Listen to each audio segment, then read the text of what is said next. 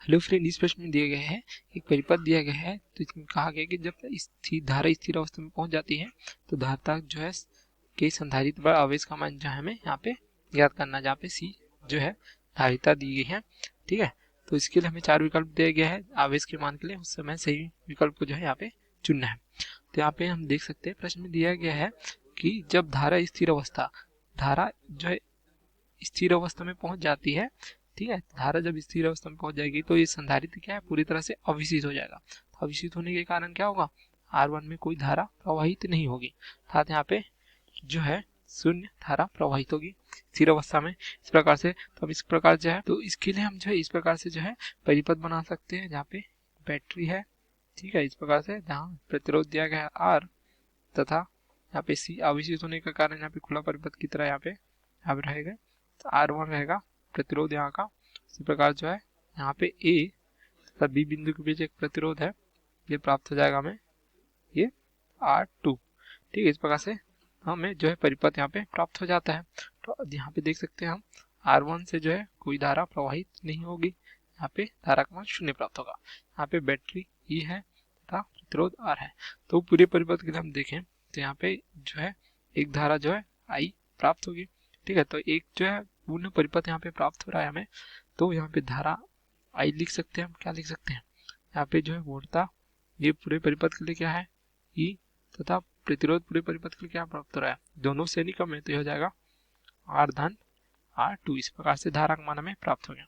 धारा का मान प्राप्त हो गया तो A से B बिंदु के बीच जो है विभवांतर भी प्राप्त हो जाएगा। इसको हम लिख सकते हैं VAB बराबर क्या हो जाएगा I गुणित R2। ठीक है, यहाँ पे प्रतिरोध R2 A और B बिंदु के बीच है, तो यहाँ पे मान रख देंगे तो VAB प्राप्त हो जाएगा हमें E बटे R1 धन R2 गुणित R2। इस प्रकार से प्राप्त हो जाएगा, वोल्टता का मान प्राप्त हो गया। अब देखिए हम ये वोल्टता जो है कहाँ पे भी प्राप्त हो गया, हमें जो है C के सिरों के बीच। ठीक है, तो ये वोल्टता हमें प्राप्त हो जाएगी, ये VC भी लिख सकते हैं। ठीक है, इस प्रकार से। तो यहाँ पे हमें आवेश का मान पूछा गया है, तो आवेश क्या होता है, ये प्राप्त होता है Q बराबर C गुणित V। तो हम देखते हैं धारिता की जो है वोल्टता VC लिख सकते हैं, इसका मान यहाँ पे रख देंगे तो प्राप्त हो जाएगा हमें C गुणित E गुणित R2 बटे R धन R2। इस प्रकार से हमें जो है आवेश का मान प्राप्त हो जाता है। यही जो हमें प्रश्न में जो है पूछा गया था कि आवेश का मान क्या प्राप्त हो जाएगा। तो हम दिए गए विकल्प से देख सकते हैं C गुणित R2 बटे R धन R2। तो ये कौन सा विकल्प प्राप्त हो रहा है, हमें देख सकते हैं डी विकल्प जो है प्राप्त हो रहा है, अर्थात ये हमारा जो है सही उत्तर प्राप्त हो जाएगा आवेश के लिए। Okay, thank you. Hello friend, इस प्रश्न में हमें एक परिपथ दिया गया है तथा इसमें जो पूछा गया है कि तीनों में प्रतिरोध में बहने वाली धारा, अर्थात हम देख सकते हैं B से C के बीच जो प्रतिरोध जुड़ा है 3 ओम का, उसमें हमें धारा का मान ज्ञात करना है। इसके लिए हमें 4 विकल्प दिए हैं, जिसमें हमें सही विकल्प जो है चुनना है। ठीक है, तो यहाँ से हम परिपथ को पुनः इस प्रकार से बना सकते हैं। इस प्रकार हमने परिपथ को पुनः यहाँ पे बना लिया है। यहाँ पे हमें धारा जो है यहाँ पे ज्ञात करनी है, अर्थात I का मान ज्ञात करना है। तो यहाँ पे हम परिपथ के हिसाब से देख सकते हैं, यहाँ पे A से B के बीच वोल्टता दिख रही है 4 वोल्ट। ठीक है, या इसको इस प्रकार से लिख सकते हैं हम VAB, ये दिया गया है 4 वोल्ट। ठीक है, दिख रहा है हमें परिपथ से, या इसको लिख सकते हैं हम, क्या लिख सकते हैं VA ऋण VB, इस प्रकार से भी लिख सकते हैं। एक बिंदु के विभव से B बिंदु के बीच के विभव की, ठीक है, वोल्टता यहाँ पे इस प्रकार से प्राप्त हो रही है। इसी प्रकार देख सकते हैं हम A से C के बीच, तो इसको लिख सकते हैं VAC बराबर कितना दिया गया 10 वोल्ट, या इसको क्या लिख सकते हैं हम VA ऋण VC, क्योंकि A बिंदु की ओर धनात्मक सिरा है। ठीक है, बैटरी का, तो धनात्मक ले रहे हैं VA ऋण VC, इस प्रकार से ले रहे हैं हम। ठीक है, ये 10 वोल्ट प्राप्त हुआ। अब हमें B और C बिंदु के बीच भी विभव ज्ञात करना है, तो हम देख सकते हैं हम किस प्रकार से ज्ञात कर सकते हैं VAC ऋण VBC, इस प्रकार से ज्ञात कर सकते हैं। तो यह इस प्रकार से लिख सकते हैं VAC, हम लोग क्या लिख सकते हैं, इसको लिख सकते हैं हम VAB ऋण V, दोनों का धन हो जाएगा। ठीक है, VBC इस प्रकार से प्राप्त होगा, या इसको हम लिख सकते हैं VBC बराबर VAC ऋण VAB, इस प्रकार से प्राप्त कर सकते हैं। तो VAC का मान क्या प्राप्त हुआ हमें, ये है 10 वोल्ट, ठीक है। ऋण ये दिया गया AB का मान दिया गया 4 वोल्ट, तो हमें प्राप्त हो जाएगा 6 वोल्ट। 6 वोल्ट प्राप्त हो गया VBC का मान, अर्थात यहाँ पे हमें वोल्ट का मान प्राप्त हो गया। VBC यहाँ पे हम दर्शा सकते हैं, VBC हमें क्या प्राप्त हुआ, ये प्राप्त हुआ 6 वोल्ट, इस प्रकार से प्राप्त हो गया। अब यहाँ पे जो है हमें धारा का मान जो है ज्ञात करना है, इस प्रकार से I धारा ले सकते हैं। तो यहाँ पे वोल्टता का मान प्राप्त हो गया VBC, हमें धारा जो है IBC का मान ज्ञात करना है। तो हमें ओम के नियम से क्या पता है, V बराबर होता है I गुणित R। तो यहाँ हमें I का मान ज्ञात करना है, तो ये हो जाएगा V बटे R, इस प्रकार से। तो हम दिए गए मान को रख देंगे यहाँ पे, I प्राप्त हो जाएगा, V का मान हमने ज्ञात किया है VBC है 6 वोल्ट तथा R का मान दिया 3, तो प्राप्त हो जाएगा हमें 2 एम्पियर, ठीक है। इस प्रकार से प्राप्त हो जा रहा है I का मान जो है 2 एम्पियर, यही पूछा गया था हमें प्रश्न में, ठीक है। तो दिए गए विकल्प से 2 एम्पियर हमें कौन से विकल्प में प्राप्त हो रहा है, देख सकते हैं 2 एम्पियर ये प्राप्त हो रहा है विकल्प C में, तो यही हमारा उत्तर प्राप्त हो जाएगा। विकल्प C जो है यही उत्तर है हमारा, 2 एम्पियर जो है 3 ओम के प्रतिरोध में यहाँ पे धारा प्रवाहित हो रही है। Okay, thank you. हेलो दोस्तों, इस प्रश्न में हमें एक जो है परिपथ दिया गया है, ठीक है, परिपथ का जाल, जिसमें हमें तुल्य प्रतिरोध का मान हमें ज्ञात करना है, जहाँ पे A से B बिंदु के बीच पे प्रकार दिया गया। तो हमें 4 विकल्प दिए गए हैं, जिसमें से हमें सही विकल्प को चुनना है। तो हम इस प्रकार से पुनः बना सकते हैं। तो इस प्रकार हमने यहाँ पे परिपथ का जो है आरेख बना दिया है, जिसपे इस प्रकार देख सकते हैं। अब यहाँ पे देखते हैं हम कि 2 प्रतिरोध R तथा R जो है एक दूसरे के श्रेणिक्रम में संयोजित है। तो यहाँ पे हमें तुल्य प्रतिरोध क्या प्राप्त हो जाएगा, R धन R, अर्थात यहाँ पे 2R का प्रतिरोध है, इस प्रकार से। और हम एक सर्किट यहाँ पे बना सकते हैं, यहाँ परिपथ। तो इस प्रकार हमने तुल्य प्रतिरोध करके यहाँ पे एक और परिपथ बना दिए हैं। अब परिपथ में हम देखते हैं, अगर जो है 4 प्रतिरोध है, हम इसको इस प्रकार से नाम दें, ठीक है। R1 जिसका मान R है, ठीक है, ये हो जाएगा। अगर इसको दे R2 बराबर इस प्रकार से, ठीक है, तथा R3 तथा ये R4 हो, तो यहाँ से हमें क्या पता चल रहा है, ठीक है, सबका मान बराबर है। तो ये हो जाएगा R1 बटे R2 बराबर R3 बटे R4। इस प्रकार से प्राप्त हो रहा है, क्योंकि सभी का मान जो है समान है। तो ये हमें क्या प्राप्त होता है, ये किसी विषम सेतु के लिए जो है संतुलन की स्थिति प्राप्त होती है, ठीक है, इस प्रकार से। तो संतुलन की स्थिति में क्या पता है कि जो शाखाएं जो कनेक्टेड होती है, यहाँ पे जुड़ी होती है, उसमें धारा जो प्रवाहित होती है, यहाँ पे उसका मान जो है 0 प्राप्त होता है। I शून्य धारा यहाँ पे प्रवाहित होगी, मतलब 2R यहाँ पे जो है प्राप्त नहीं होगा। तो इस प्रकार हम फिर से परिपथ बना सकते हैं। इस प्रकार हम यहाँ पे देख सकते हैं कि जब धारा प्रवाहित नहीं होगी 2R से प्रतिरोध से, तो यहाँ पे जो है खुले परिपथ की तरह यहाँ पे जो है व्यवहार करेगा। तो खुले परिपथ के कारण अब ये किस तरह का हमें परिपथ जो है प्राप्त होता है, या हम इसको इस प्रकार से भी बना सकते हैं। तो इस परिपथ को हम इस प्रकार से भी बना सकते हैं। अब देखते हैं यहाँ पे कि A से B तक हमें तुल्य प्रतिरोध ज्ञात करना है। अब यहाँ पे देखिए कि 2 प्रतिरोध जो है इस प्रकार से R तथा R जो एक दूसरे के श्रेणीक्रम में है, तथा उसी प्रकार जो नीचे के प्रतिरोध है वो भी R तथा R जो एक दूसरे के श्रेणीक्रम में है। तो R धन R कितना हो जाएगा, यहाँ पे तुल्य प्रतिरोध यहाँ पे हम निकाल सकते हैं। तो इस प्रकार से प्राप्त हो जाएगा हमें परिपथ जो है A से बिंदु के बीच इस प्रकार से प्राप्त होगा, जो R और R क्या मिल जाएंगे, 2R तथा ये 2R, तो ये आपस में जो है समांतर क्रम के लिए जो ARAB का मान हम क्या प्राप्त कर सकते हैं, ये हो जाएगा A से B तक का जो है तुल्य प्रतिरोध, तो हो जाएगा 2R गुणित 2R बटे 2R धन 2R, ये हमें समांतर क्रम के लिए सूत्र प्राप्त होता है। तो हो जाएगा 4R का वर्ग बटे 4R, ठीक है। तो हमें प्राप्त हो जाएगा, ये हो जाएगा R। इस प्रकार जो है तुल्य प्रतिरोध जो हमें प्राप्त होता है, इसका मान प्राप्त होता है R, जो पूरे परिपथ के लिए इस प्रकार से हम देख सकते हैं, जो हमें पूछा गया था, ठीक है, A से B बिंदु के बीच। तो हमें जो है विकल्प दिया गया था, इसमें हम देख सकते हैं विकल्प D हमें जो है तुल्य प्रतिरोध का जो है मान प्राप्त होता है इस प्रकार से A के बीच। तो ये हमारा उत्तर प्राप्त होता है विकल्प D, टोटल प्रतिरोध का मान जो है तुल्य प्रतिरोध प्राप्त होता है R। Okay, thank you.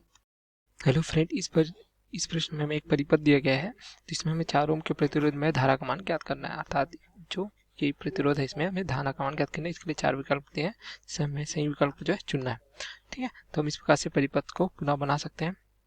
इस प्रकार परिपथ में हमने पुनः बना लिया है, ठीक है। तो यहाँ पे हम देख सकते हैं कि हमें जो 4 ओम में है वहाँ पे धारा का मान ज्ञात करना है। अगर देखते हैं 9 वोल्ट की बैटरी से एक धारा अगर I1 प्रवाहित हो रही है, ठीक है, तथा 4 ओम में अगर धारा I2 इस दिशा में प्रवाहित हो रही है, तो हमें क्या प्राप्त होता है, इस दिशा में 8 ओम में धारा क्या प्रवाहित होगी, I1 ऋण I2, इस प्रकार से प्राप्त होगी, ठीक है, तथा इस दिशा में I1 प्राप्त होगी और इस दिशा में क्या प्राप्त हो जाएगी हमें ये I2 प्राप्त हो गई। तो इस पूरे ब्रांच में हमें यहाँ पे या शाखा में हमें धारा का मान प्राप्त हो गया। तो यहाँ पे लूप जो देख सकते हैं हम, 2 लूप प्राप्त हो रहे हैं। एक लूप ये वाला हो जाएगा, ठीक है, इस दिशा में, तथा दूसरा लूप ये वाला प्राप्त हो जाएगा। इसको दूसरा दे सकते हैं या इस प्रकार हम नाम दें इसको A B C D E F, इस प्रकार से। तो किरचॉफ के वोल्टता नियम से क्या लगा सकते हैं, यहाँ पे देखें लूप, ठीक है, लूप पहला लेते हैं A B E F A, इसमें लगा सकते हैं किरचॉफ का वोल्टता नियम। तो यहाँ पे क्या प्राप्त हो जाएगा, हमें ये प्राप्त हो जाएगा, अगर A से B की ओर देखें तो A से B की हो जाएगा 3 I1, तथा B से E की ओर क्या प्राप्त हो जाएगा, हमें जो है प्रतिरोध 8 ओम का है, धाराएं 2 है, तो यहाँ पे I1 ऋण I2 धारा प्रवाहित हो रही है, ठीक है, जो है B से E की दिशा में, इस प्रकार से धनात्मक लेंगे। उस पर E से F की ओर देखें, E से F में क्या प्राप्त हो रहा है 2 गुणित I1, ठीक है, धारा की दिशा। उसी प्रकार F से A में जो है हमें जो है एक विद्युत वाहक बल या सेल प्राप्त हो रहा है, तो ये हो जाएगा ऋण 9 बराबर 0। इस प्रकार से वोल्टता नियम से हम लिख सकते हैं। तो इसको अब हल करने के लिए क्या प्राप्त हो जाएगा, हमें 13 I1 ऋण 8 I2 बराबर 9। इसको समीकरण 1 लिख देते हैं इस प्रकार से। इसी प्रकार हम देखें, अगर जो है लूप जो है दूसरे के लिए देखें अगर, ठीक है, इस प्रकार लूप या नाम है इसका B C D E, B से यहाँ पे क्या लिख सकते हैं, यहाँ पे देख सकते हैं हम B से C की ओर, B से C की ओर धारा प्रवाहित हो रही है, ठीक है, I2, तो ये हो जाएगा 2 I2, C से D की ओर जो है धारा I2 4 I2, D से E की ओर है धारा दिशा में, तो हो जाएगा 2 I2। अब देखिए E से B की ओर हम ऊपर क्यों जा रहे हैं, लेकिन धारा I1 ऋण I2 जो है नीचे की ओर आ रही, तो ये हो जाएगा ऋणात्मक। यहाँ पे प्रतिरोध है 8 ओम, धारा है I1 ऋण I2, इस प्रकार से प्राप्त हो जाएगा बराबर 0, ठीक है, क्योंकि यहाँ पे कोई सेल या विद्युत वाहक बल यहाँ पे नहीं लगा हुआ। तो इस प्रकार से इसको हल करने पे क्या प्राप्त होगा, हमें तो जाएगा हमें 8 I1 धन 16 I2 बराबर 0। इसको हम समीकरण 2 लिख सकते हैं। अब क्या देखते हैं हम, समीकरण 1 और 2 को हल करने पर क्या प्राप्त करते हैं, क्या प्राप्त होता है, I1 का मान प्राप्त हो जाएगा, हमें I1 बराबर हो जाएगा 1 एम्पियर, तथा I2 का मान प्राप्त हो रहा है हल करने पर, ये प्राप्त है 0.5 एम्पियर। तो यहाँ पे I1 और I2 दो धाराओं का मान 1 एम्पियर तथा 0.5 एम्पियर प्राप्त हो गया हमें। बट हमें प्रश्न में क्या पूछा है, 4 ओम प्रतिरोध। तो 4 ओम के प्रतिरोध से धारा कौन सी प्रवाहित हो रही है, इस प्रकार हम यहाँ पे देख सकते हैं, धारा जो है I2 जो है प्रवाहित हो रही है 4 ओम से, ठीक है, तो यही हमें पूछा गया था। तो I2 का मान जो आएगा वही 4 ओम के प्रतिरोध में धारा का मान, तो I2 का मान यहाँ पे देख सकते हैं प्राप्त हो रहा है हमें 0.5 एम्पियर। तो ये हमारा उत्तर होगा। तो देख सकते हैं दिए गए विकल्प बी में हमें प्राप्त हो रहा है I2 का मान 0.5 एम्पियर। तो ये हमारा जो है उत्तर प्राप्त होता है 0.5 एम्पियर 4 ओम के प्रतिरोध से प्रवाहित होने वाली धारा का मान है। Okay, thank you. Hello friend, इस प्रश्न में एक परिपथ दिया गया है जिसमें जो है बिंदु ए तथा बी के बीच जो है चालक तार जोड़ दिया गया है। तो हमें धारा का मान जो है यहाँ पे ज्ञात करना है, ठीक है, जो यहाँ पे 0 होगी या बी से जो है ए की ओर होगी या ए से बी की ओर होगी या बहने की दिशा वी पर निर्भर करेगी, देखना है। तो हमें अगर देखें यहाँ पे, अगर जो है प्रतिरोध है, अगर इसको 4 ओम को पी लें, 1 ओम को क्यू, इसको आर तथा एच, तो यहाँ पे हम देख सकते हैं इस प्रकार से देखें तो यहाँ पे क्या प्राप्त हो रहा है, पी बटे क्यू बराबर आर बटे एस जो है प्राप्त नहीं हो पा रहा है, क्योंकि मान जो अलग अलग प्राप्त हो जा रहा है, ठीक है, क्योंकि ये हो जा रहा है 4/1 तथा 4/3, तो एक दूसरे के बराबर नहीं है। तो ये देख सकते हैं कि ये व्हीटस्टोन सेतु की तरह यहाँ पे जो है व्यवहार नहीं करेगी, क्योंकि यहाँ पे संतुलन की स्थिति नहीं है। अब हम देखें यहाँ पे धारा का मान देखें, तो अगर V से एक धारा I प्रवाहित हो रही है इस दिशा में, जो दो दिशाओं में यहाँ पे इस प्रकार से जो है विभक्त हो जाएगी, I1 और I2। तो यहाँ पे जो है CA है, जिसकी वोल्टता हम देखें तो यहाँ पे प्रतिरोध का मान अधिक है, तो ये हो जाएगा 4 गुणित I1 तथा अगर देखें CB तो ये क्या प्राप्त होगा 1 गुणित I2। इस प्रकार से तो यहाँ पे जो प्रतिरोध का मान अधिक होने से क्या हो जाएगा, यहाँ पे CA का मान भी हमें जो है अधिक प्राप्त हो जाएगा, ठीक है, तथा CB का मान जो है कम प्राप्त होगा CA की तुलना में। तो यहाँ पे देखें कि एक जो है यहाँ पे जो हमें जो है बंद परिपथ प्राप्त हो रहा है, वो क्या है, ये प्राप्त हो रहा है CA B का जो है क्लोज या जो है बंद परिपथ प्राप्त हो रहा है। तो बंद परिपथ में क्या होता है कि किरचॉफ के जो है उल्टा नियम से वहाँ पे जो विभव जो है समान होता है या शून्य प्राप्त होता है। तो बराबर हो जाएगा, हम यह लिख सकते हैं वी सी ए क्या बराबर हो जाएगा, ये प्राप्त होगा वी सी बी तथा वी बी ए के योग के बराबर प्राप्त होगा। इस प्रकार से जो है प्राप्त हो जाएगा हमें। ठीक है, तो हम देखें कि यहाँ पे जो है वीबी की जो विभा है, ठीक है, वीबी की विभा अर्थात इस बिंदु की विभा जो है यहाँ पे अधिक प्राप्त होगी, क्योंकि यहाँ पे उल्टा का मान जो है प्राप्त करना है। तो वीबी की विभा जो है वीए से जो है अधिक प्राप्त होगी। तो इस वजह से क्या होगा, हमें पता है धारा क्या होती है, उच्च विभव से निम्न विभव की ओर प्रवाहित होती है। तो धारा किस ओर प्रवाहित होगी, इस दिशा में प्रवाहित होगी, अर्थात जो है बी से ए की ओर प्रवाहित होगी। इस प्रकार से हम देख सकते हैं। तो हमें जो दिया गया है विकल्प जो है यहाँ पे देख सकते हैं बी से ए की ओर जो है प्रवाहित होगी, क्योंकि यहाँ पे जो है विटिस्टन हेतु संतुलन की स्थिति में प्राप्त नहीं हो रही है।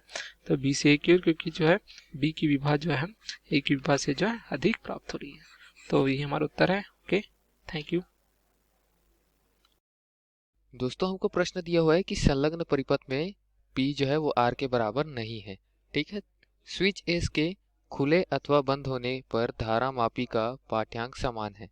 अब यहाँ P जो दिया है वो R के बराबर नहीं है। ठीक है दोस्तों, और ये स्विच के बंद होने तथा खुलने पर क्या हो रहा है, धारा मापी का पाठ्यांक समान है। धारा मापी कहाँ स्थित है, यहाँ स्थित है।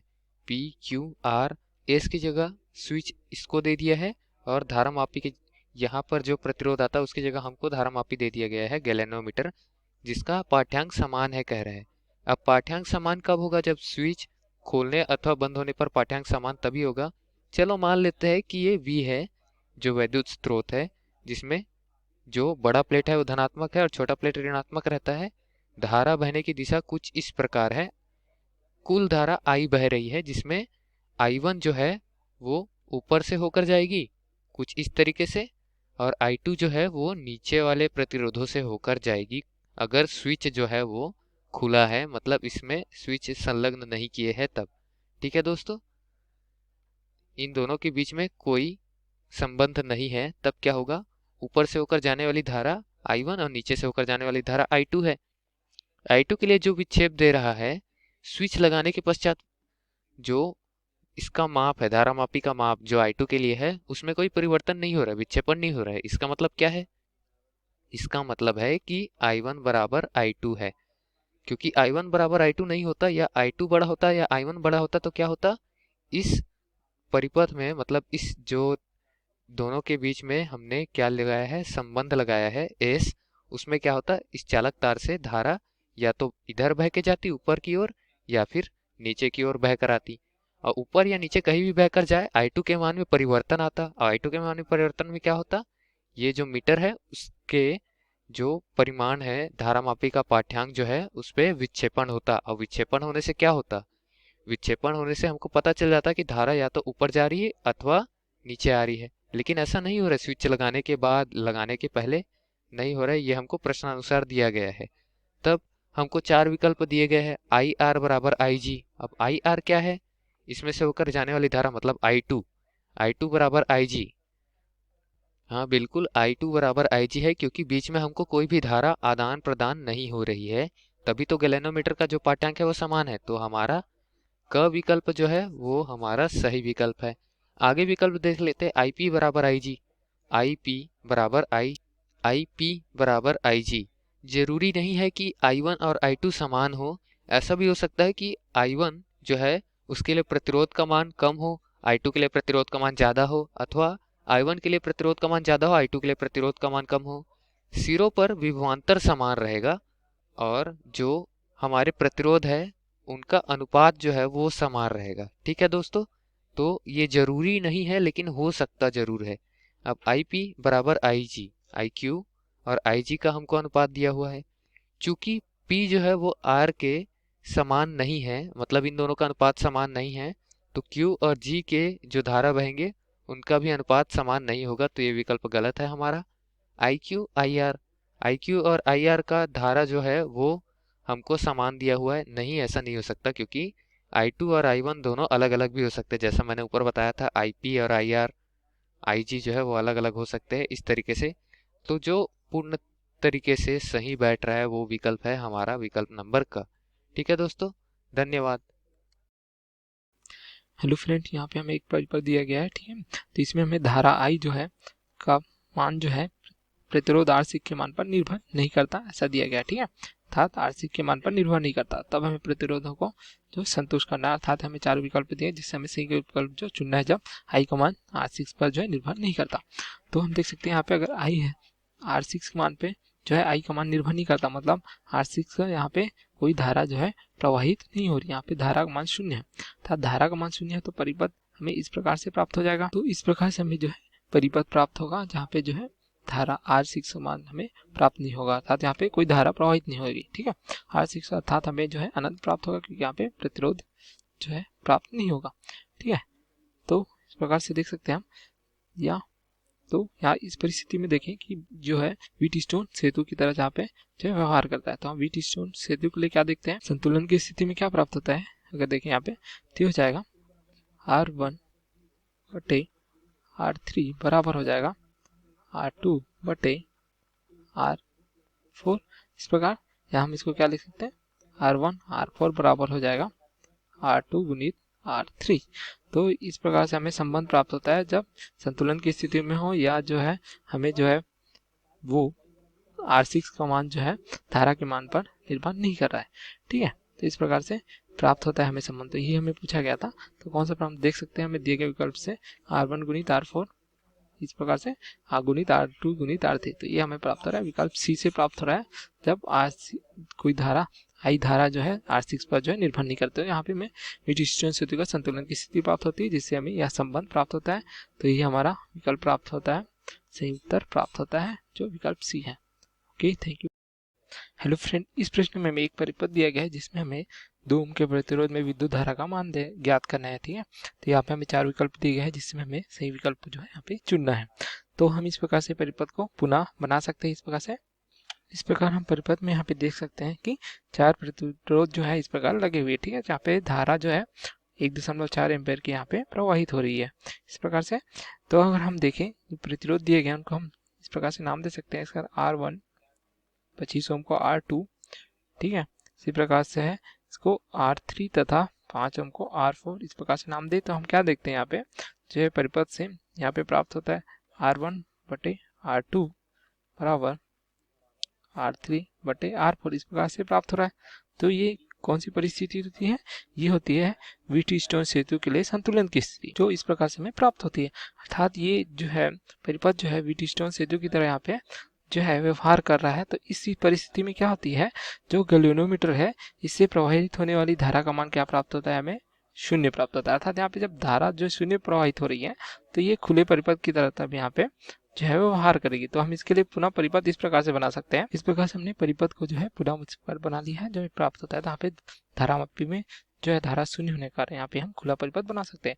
अगर ये प्रवाहित होने वाली बराबर 1.4 एम्पियर ले सकते हैं जो प्रश्न में हमें दिया गया है, ठीक है। तो हमें 2 में जो है प्रवाहित धारा का मान ज्ञात करना है। देख सकते हैं हमें 2 परिपथ प्राप्त हो रहे हैं, 2 शाखाएं यहाँ पे, ठीक है, एक इस दिशा में, ठीक है, तथा एक जो इस दिशा में प्राप्त हो रही है। तो यहाँ पे तुल्य अगर ऊपर का प्रतिरोध हम R1 लें तथा नीचे का R2 तो यहाँ पे क्या प्राप्त हो जाएगा, हमें R1 प्राप्त हो रहा है। यहाँ पे देख सकते हैं दोनों जो है श्रेणी क्रम में जुड़े हैं। तो R1 का मान हो जाएगा 10 धन 2 अर्थात जो है 12 ओम प्राप्त हो रहा है। उसी प्रकार R2 क्या प्राप्त हो रहा है 25 धन 5 था जो 30 ओम का प्राप्त हो जा रहा है इस प्रकार से। अब हम देखें कि जो है हमें धारा इसका मान ज्ञात करना है, अर्थात जो है हमने मान दिया था धारा जो है अगर इसमें प्रवाहित हो 2 में प्रवाहित होने वाली धारा का मान अगर हम ले देते हैं यहाँ पे जो हो जाए, अगर I1 लेते हैं, ठीक है, तो इस दिशा में I2 लेते हैं तो हमें I1 का मान जो है ज्ञात करना है।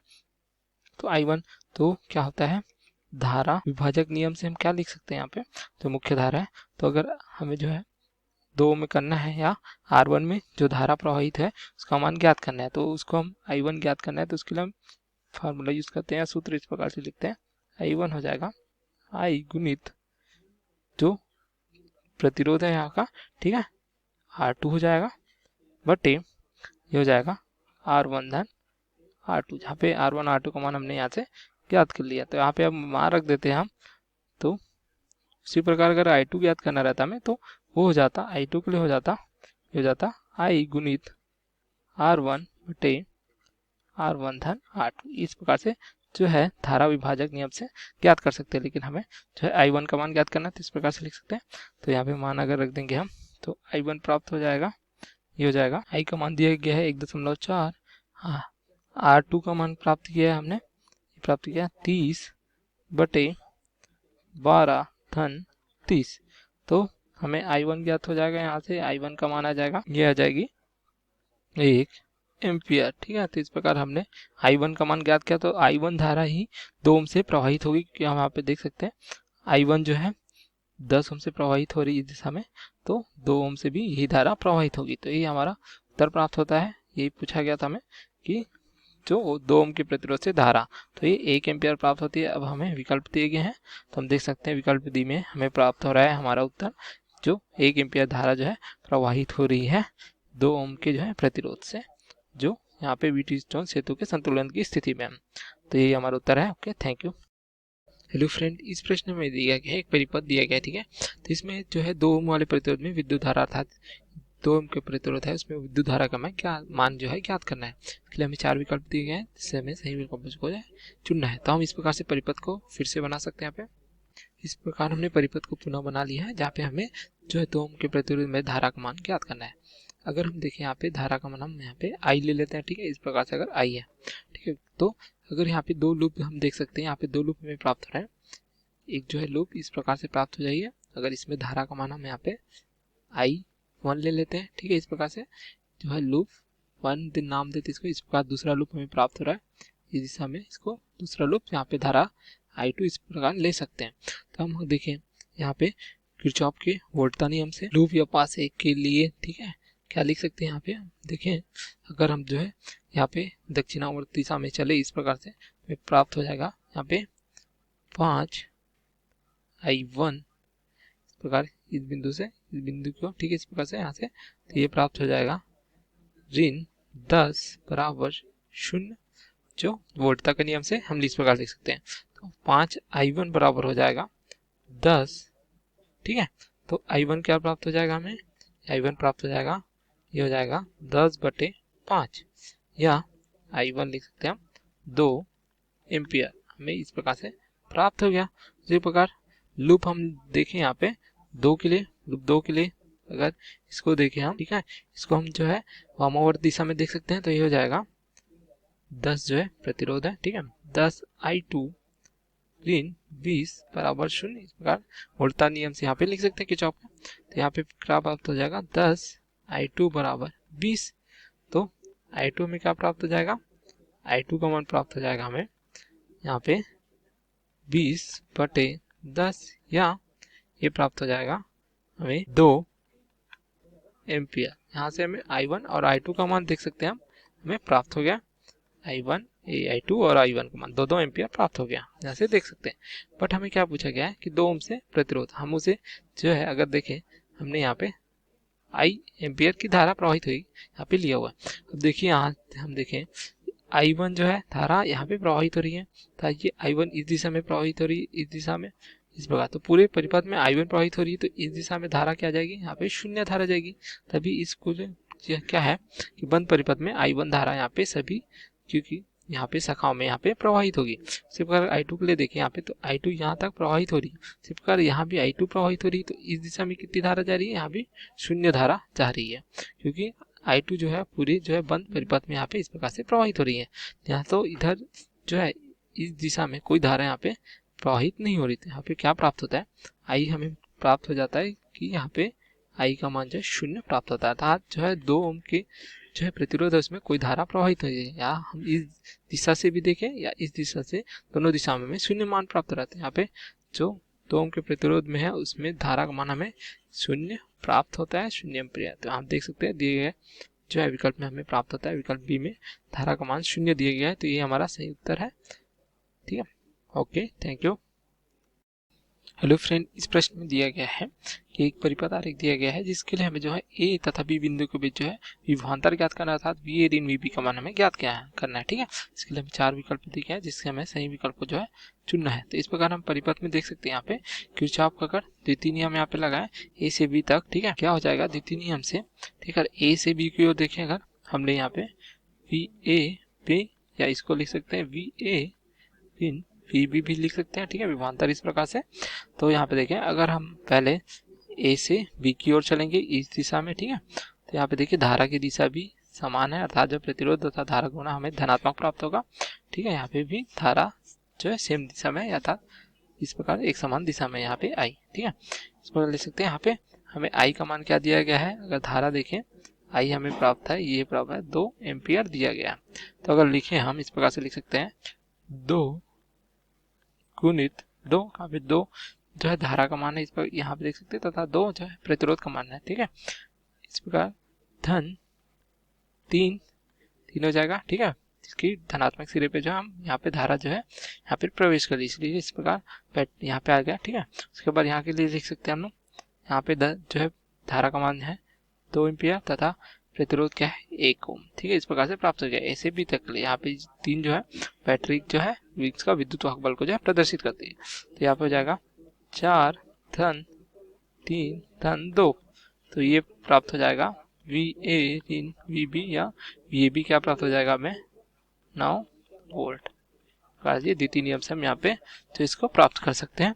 तो 9 वोल्ट हमें प्राप्त हो जाएगा वी ए से बी के बीच है विभवांतर। तो देख सकते हैं दिए गए विकल्प से धन 9 वोल्ट प्राप्त हो रहा है हमें, ये विकल्प ए में, तो यही हमारा सही उत्तर है। Okay, thank you. हेलो दोस्तों, इस प्रश्न में एक परिपथ दिया गया हमें, यहाँ पे देख सकते हैं, जिसमें 4 ओम के प्रतिरोध में धारा, जो 4 ओम है उसमें प्रतिरोध में धारा दी गई है 1 एम्पियर की। जब बिंदु P और तथा M को एक डीसी वोल्टेज सोर्स, तथा देख सकते हैं P और M को जो है डीसी वोल्टेज सोर्स से जोड़ा जाता है। ठीक है, तो बिंदु M1 के बीच जो है, अर्थात हमें इस बिंदु के बीच अर्थात 1 ओम में हमें धारा का मान जो है ज्ञात करना है। अब इसका हम जो है परिपथ आरेख फिर से यहाँ पे बना सकते हैं। इस प्रकार देख सकते हैं हमने यहाँ पे जो है परिपथ आरेख फिर से बना लिया है यहाँ पे पूरा, यहाँ पे इसमें धारा दी गई है 4 ओम में, तो ये दिया गया, अगर आई हमने यहाँ पे, तो ये दिया गया है 1 एम्पियर। ठीक है, 1 एम्पियर धारा दी गई यहाँ पे, तथा हमें जो है यहाँ पे डीसी से जोड़ा गया। तो एम और एन यहाँ पे अगर वोल्टता देखें तो इसका मान हमें ज्ञात करना है, वी एम एन यहाँ पे ले सकते हैं, इसका मान हमें ज्ञात करना है। ठीक है, यहाँ पे तो मैं देखें अगर पी यहाँ पे जो है इस बिंदु 4 ओम की अगर इसकी वोल्टता ले यहाँ पे इसको इस प्रकार, तो यदि वोल्टता क्या प्राप्त होगी, पी से जो है पी से जुड़ा हुआ है तथा एम, तो पी एम एन अगर वोल्टता देखें तो लिख सकते हैं यहाँ पे वी से अगर यहाँ पे प्रदर्शित करें पी है, यहाँ पे इस प्रकार लिख सकते हैं कि वोल्टता जो दोनों बिंदु से जुड़ा हुआ है, वहां की वोल्टता होगी तो इसको क्या लिख सकते हैं, यहाँ क्या होता है वी बराबर होता है आर गुणित आई। ठीक है, आर का मान दिया गया यहाँ पे 4, आई का मान 1, तो ये प्राप्त हो जाएगा हमें 4 वोल्ट, इस प्रकार से प्राप्त होगी। देख सकते हैं, तो ये वोल्टता में यहाँ से इस बिंदु से या इस बिंदु कहीं से भी देखें हम, अगर देखिए पी से एम तक की वोल्टता भी 4 वोल्ट होगी, इस बिंदु से इस बिंदु तक भी वोल्टता 4 वोल्ट होगी, या इस बिंदु से इस बिंदु तक भी वोल्टता 4 वोल्ट प्राप्त होगी। यहाँ पे प्राप्त हो गया हमें 4 वोल्ट। अब हमें क्या पूछा गया, वीएमएन। यहाँ पे देखते हैं 2 प्रतिरोध जो है यहाँ पे आपस में जो है समांतर क्रम में जुड़े हुए हैं, तो यहाँ पे तुल्य प्रतिरोध यहाँ पे इस प्रकार से हम निकाल सकते हैं। तो अगर यहाँ पे इसका हम दें आर तुल्य, ठीक है, तो ये हो जाएगा 0.5 गुणित 0.5 बटे 0.5 धन 0.5, तो ये क्या प्राप्त हो जाएगा हमें 0.25 ओम, अर्थात ये जो बिंदु है यहाँ का हमें जो है तुल्य प्रतिरोध यहाँ पे प्राप्त हो जाता है 0.25। तो इसको अगर हम देखें तो इस प्रकार से भी बना सकते हैं। इस प्रकार हमने यहाँ पे तुल्य प्रतिरोध जो है बना लिया है। तो यहाँ पे देखें कि अगर हम यहाँ पे इसको हल करने पर, इस परिपथ का 0.5 को जो है प्राप्त करने पर आर तुल्य प्राप्त किया, तो आर तुल्य का मान प्राप्त हुआ 0.25। देख सकते हैं कि 1 ओम तथा आर तुल्य है श्रेणी क्रम में संयोजित है, जो 4 ओम की वोल्टता हमने 4 ओम प्रतिरोध की वोल्टता हमने प्राप्त की है 4 वोल्ट, इस प्रकार से लिख सकते हैं यहाँ पे। ठीक है, तो ये फिर से क्या हो जाएगा, ये दोनों आपस में जो है श्रेणी क्रम में संयोजित हो जाएंगे। यहाँ पे तुल्य प्रतिरोध क्या हो जाएगी, आर डैश का नाम देते हो जाएगा 1 धन 0.25, तो ये हो जाएगा 1.25 ओम, इस प्रकार। तो इस प्रकार एक और परिपथ हम यहाँ पे बना सकते हैं। तो यहाँ पे हमने परिपथ को पूरा बना लिया है। तो यहाँ पे देख सकते हैं ये आपस में जो है योग करके क्या बन जाता है, तुल्य प्रतिरोध। तो यहाँ पे इसका मान क्या प्राप्त हुआ हमें, 1.25 ओम इस प्रकार से प्राप्त हो गया। अब देखें हम यहाँ पे कि हमें अगर यहाँ पे इस बिंदु पर अगर धारा का मान ज्ञात करना है, ठीक है, इस प्रकार अगर धारा का मान ज्ञात करना है तो यहाँ पे हमें उल्टा क्या दी गई है, यहाँ पे देखिए 4 वोल्ट, ठीक है, यहाँ पे 4 वोल्ट। तो इस बिंदु से इस बिंदु तक का भी क्या उल्टा हो जाएगी, ये हो जाएगी 4 वोल्ट, इस प्रकार से प्राप्त हो जाएगी। तो हमें क्या प्राप्त होगी, हम देखते हैं कि यहाँ पे जो बिंदु है ये भी क्या प्राप्त हो जाएगा हमें, 4 वोल्ट प्रकार से यहाँ की भी वोल्टेज, क्योंकि जो है समांतर क्रम में वोल्टेज जो है समान होते हैं, तो ये विभवांतर जो है समान होगा, तो ये 4 वोल्ट यहाँ से प्राप्त हो जाएगा। तो यहाँ पे धारा का मान निकाल सकते हैं, प्रतिरोध दिया गया है तो हमें क्या पता है, हमें पता है कि V बराबर क्या होता है, I गुणित R। V का मान दिया गया है 4 वोल्ट, I का मान हमें ज्ञात करना है, R दिया गया है 1.25, तो यहाँ पे I प्राप्त हो जाएगा 4/1.25, तो यह जाएगा 3.2 एम्पियर। यहाँ पे धारा का मान जो है प्राप्त हो गया। देखिए हमें क्या पूछा गया था कि 1 ओम के जो है प्रतिरोध है, इसमें जो वोल्ट था, यहाँ पे हमें धारा का मान प्राप्त हो गया, ये हो गया है, देख सकते हैं 3.2 एम्पियर। तो यहाँ पे जो वोल्ट था VMN क्या लिख सकते हैं, जो धारा है तथा ये प्रतिरोध है उसका जो है गुणनफल।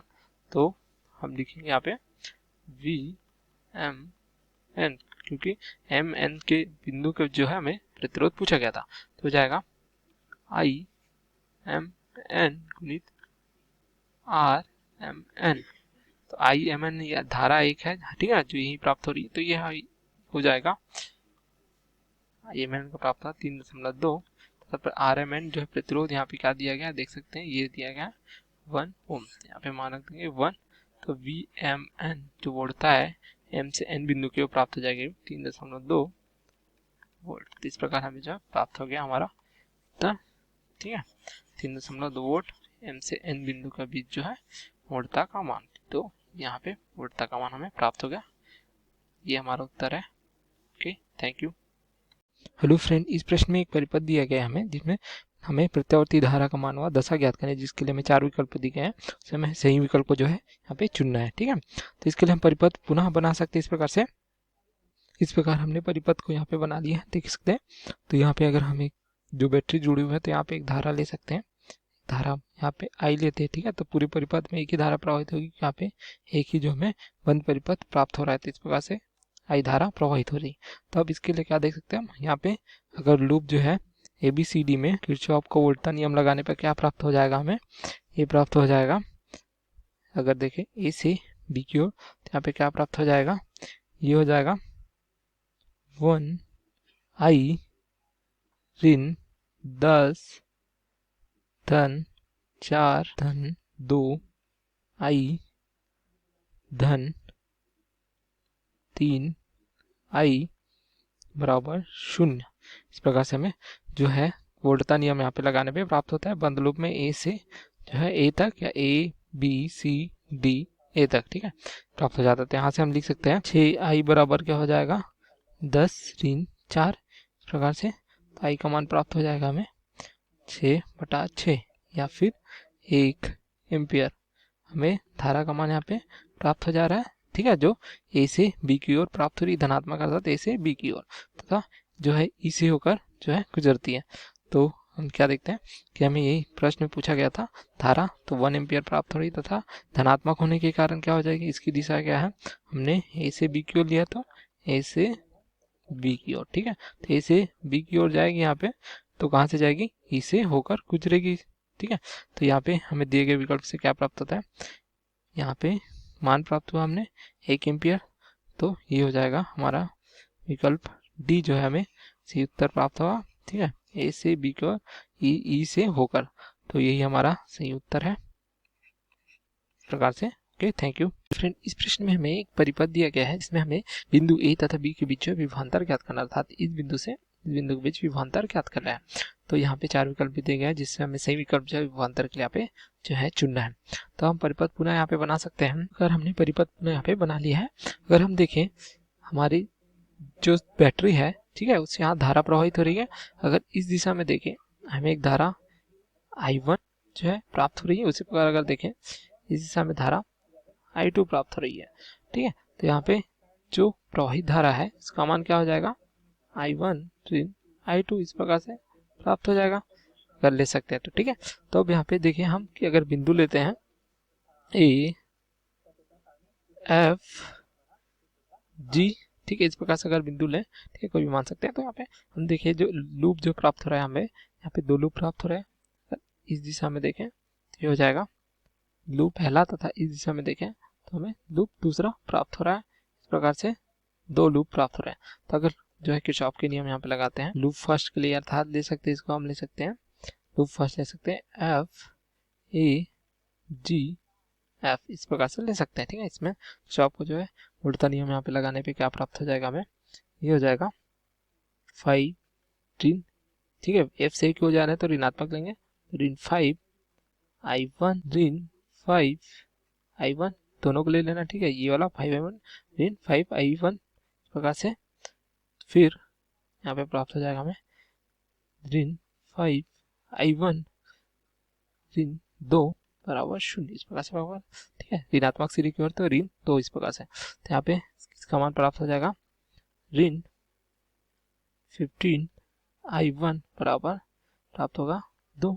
तो I1 का मान प्राप्त हो जाएगा हमें, ये हो जाएगा 2/15 ऋण, ठीक है, या इसको हम लिख सकते हैं ऋण 0.133 एम्पियर। ठीक है, इस प्रकार से लिख सकते हैं। अगर उसी प्रकार जो है लूप देखें हम, लूप के लिए अगर एफ बी जी एफ के लिए, तो इसके लिए क्या लिख सकते हैं हम, यहाँ पे देखें अगर, ठीक है, यहाँ पे लिख सकते हैं हम 2, यहाँ पे 5 ओम का है, तो यहाँ पे प्राप्त हो जाएगा हमें 5I2 धारा की दिशा में, इसलिए धन ले रहे हैं, धन 5I2 धन 5I2 ऋण 2 बराबर 0 इस प्रकार से लिख सकते हैं। तो ये हो जाएगा 15I2 बराबर 2। तो I2 का मान क्या प्राप्त हो जाएगा हमें, ये हो जाएगा 2/15 बराबर 0.133 एम्पियर प्रकार से प्राप्त हो जाएगी। ठीक है, यहाँ पे देखिए हम, तो I1 का मान हमें ऋणात्मक प्राप्त हो रहा है, देख सकते हैं यहाँ पे। तो I1 की दिशा जो है ऊपर न होकर, ठीक है, नीचे की दिशा में, इस दिशा में प्राप्त हुई हमें इस प्रकार से। तो हमें क्या पूछा गया, ए से बी तक का जो है विभवांतर। ठीक है, तो अब ए से बी तक हम कैसे जा सकते हैं, यहाँ पे तो देखिए ए से ए बिंदु से जो हमें बी बिंदु तक जाना है इस प्रकार से। ठीक है, यहाँ पे विभवांतर ज्ञात करना, तो हम यहाँ पे जा सकते हैं या इस दिशा से भी जा सकते हैं ए से बी तक। तो हमें 2 जो है विकल्प यहाँ पे प्राप्त होते हैं। तो अगर हम देखें इस दिशा में चले तो यहाँ पे I1 हम जो प्राप्त किए हैं I1, ठीक है, या इस दिशा में चले तो मान ले सकते हैं I1 का इस प्रकार से। तो अगर देखिए ए एफ बी, ए से बी तक, ठीक है, तो ये हो जाएगा V ए बी, क्या हो जाएगा V ए एफ से क्या हो जाएगा धन V एफ बी इस प्रकार से प्राप्त होगा। तो बिंदु से ए एफ से, ठीक है, ए एफ से एफ बी के बीच इस प्रकार से प्राप्त होगा। देखिए ए एफ से बीच जो 5 ओम का प्रतिरोध है, इसका मान यहाँ पे रख देंगे हम इस प्रकार से। तो यह जाएगा 5 गुणित I1 धन एफ बी, क्या है यहाँ पे 2 प्रतिरोध है, तो ये हो जाएगा 5 गुणित I2 धन 5 गुणित I2, क्योंकि I2 की दिशा में इसलिए। ठीक है, तो यहाँ पे मान रख देंगे, तो ये हो जाएगा 5 गुणित I1 का मान आया ऋण 0.133 धन 5 गुणित I2 का मान है 0.133 धन 5 गुणित 0.133 इस प्रकार से। तो VAB प्राप्त हो जाएगा हमें। देखते हैं यहाँ पे ये ऋणात्मक तथा धनात्मक होने के कारण आपस में यहाँ पे चाहे कट जाएंगे, तो हमें क्या प्राप्त होगा 5 गुणित 0.133। तो इसको 5 0.133 तो हम क्या लिख सकते हैं, यहाँ पे देख सकते हैं 2/15 इस प्रकार से लिख सकते हैं 5 गुणित 2/15। तो यहाँ से प्राप्त हो जाएगा हमें 2/3 वोल्ट। ठीक है, इस प्रकार से प्राप्त होगा VAB का मान। तो ये हमें प्रश्न में पूछा गया था, VAB कितना प्राप्त हो रहा है। ठीक है, 2/3 वोल्ट, या हम इस दिशा से भी प्राप्त कर सकते हैं। ठीक है, तो 2/3 वोल्ट तो हमें दिए गए विकल्प से विकल्प जो है प्राप्त होता है, जहाँ पे वोल्टता का मान हमें प्राप्त होता है 2/3 वोल्ट। ये हमारा उत्तर है। Okay, thank you. Hello friend, इस प्रश्न में हमें एक जो परिपथ आरेख दिया गया है, इसमें हमें जो है ए तथा बी बिंदु के बीच जो हमें विभवांतर ज्ञात करने के लिए हमें 4 विकल्प दिए गए हैं। सही विकल्प को जो है चुनना है। तो हम परिपथ आरेख यहाँ पे पुनः बना लेते हैं। इस प्रकार यहाँ पे देख सकते हैं हमने जो है परिपथ आरेख यहाँ पे पुनः बना लिया है। अगर यहाँ पे हम धारा की दिशा इस प्रकार से ले, इस बैटरी से अगर यहाँ पे आई धारा ले यहाँ से, ठीक है, तो आई धारा पूरे परिपथ में जो है प्रवाहित होगी इस प्रकार से, क्योंकि जो है सभी एक ही परिपथ हमें यहाँ पे प्राप्त हो रहा है इस प्रकार से।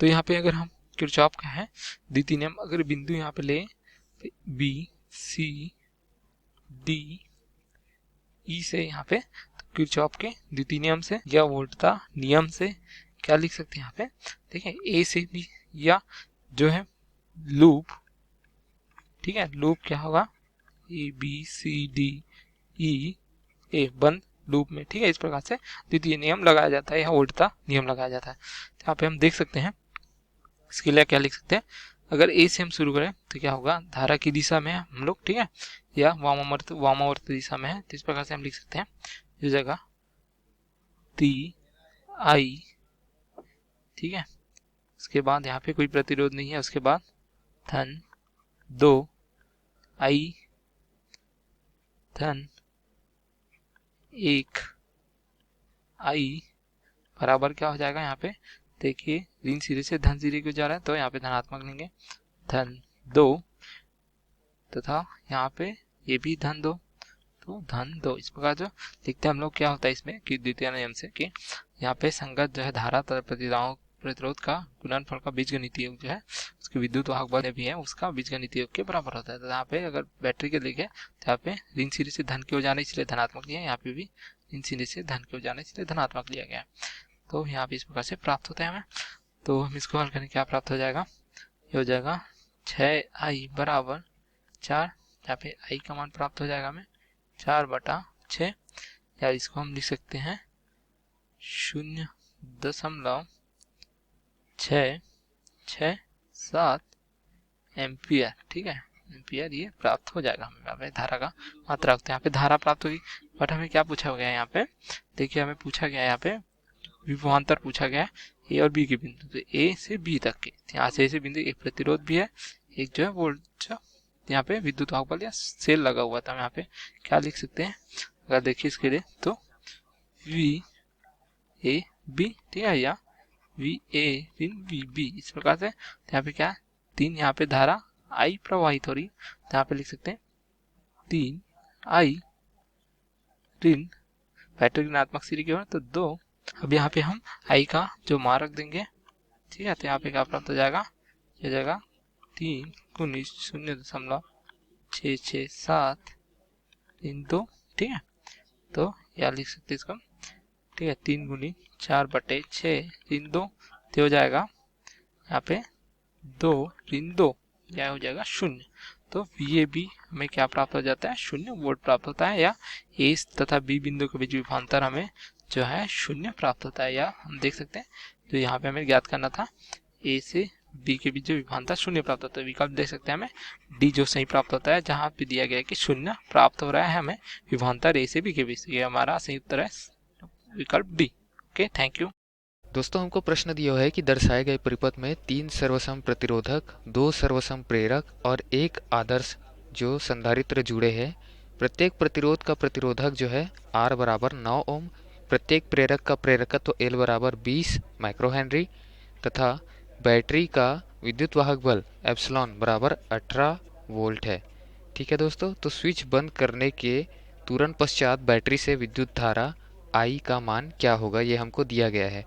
परिपथ में हम देखते हैं कि वैद्युत स्रोत जो लगा हुआ है E, उसमें से प्रवाहित धारा I कब होगी, जब हम कुंजी को बंद करेंगे और परिपथ को संलग्न करेंगे। तो परिपथ अगर बंद परिपथ बनेगा तो इसमें से धारा जो है वो प्रवाहित होगी।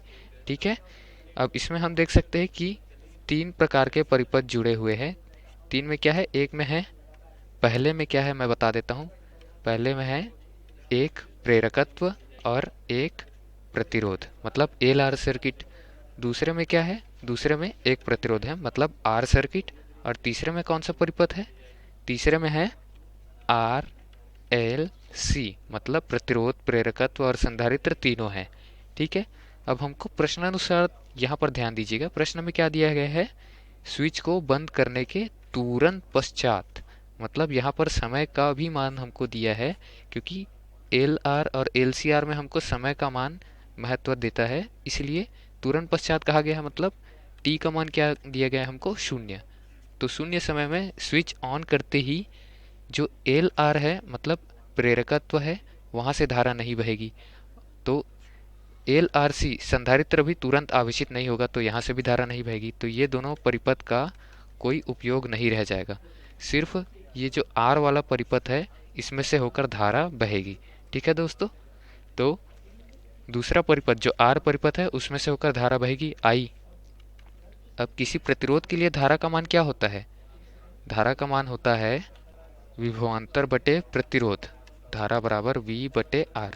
अब यहाँ पर V के जगह क्या दिया है हमको, विद्युत वाहक बल E दिया हुआ है, तो ये क्या हो जाएगा, E बटे R का मान क्या दिया है, R। धारा I का मान क्या आया, E बटे R। ठीक है दोस्तों, अब प्रश्नानुसार E मतलब विद्युत वाहक बल और R मतलब प्रतिरोध का मान हमको प्रश्न में क्या दिया है, 18 वोल्ट और 9 ओम।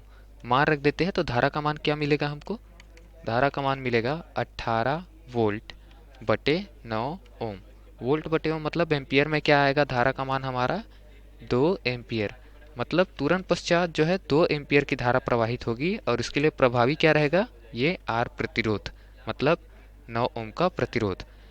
और बाकी धाराएं जो है वो LR और LCR सर्किट से बहेगी कुछ समय पश्चात। ठीक है दोस्तों, धन्यवाद।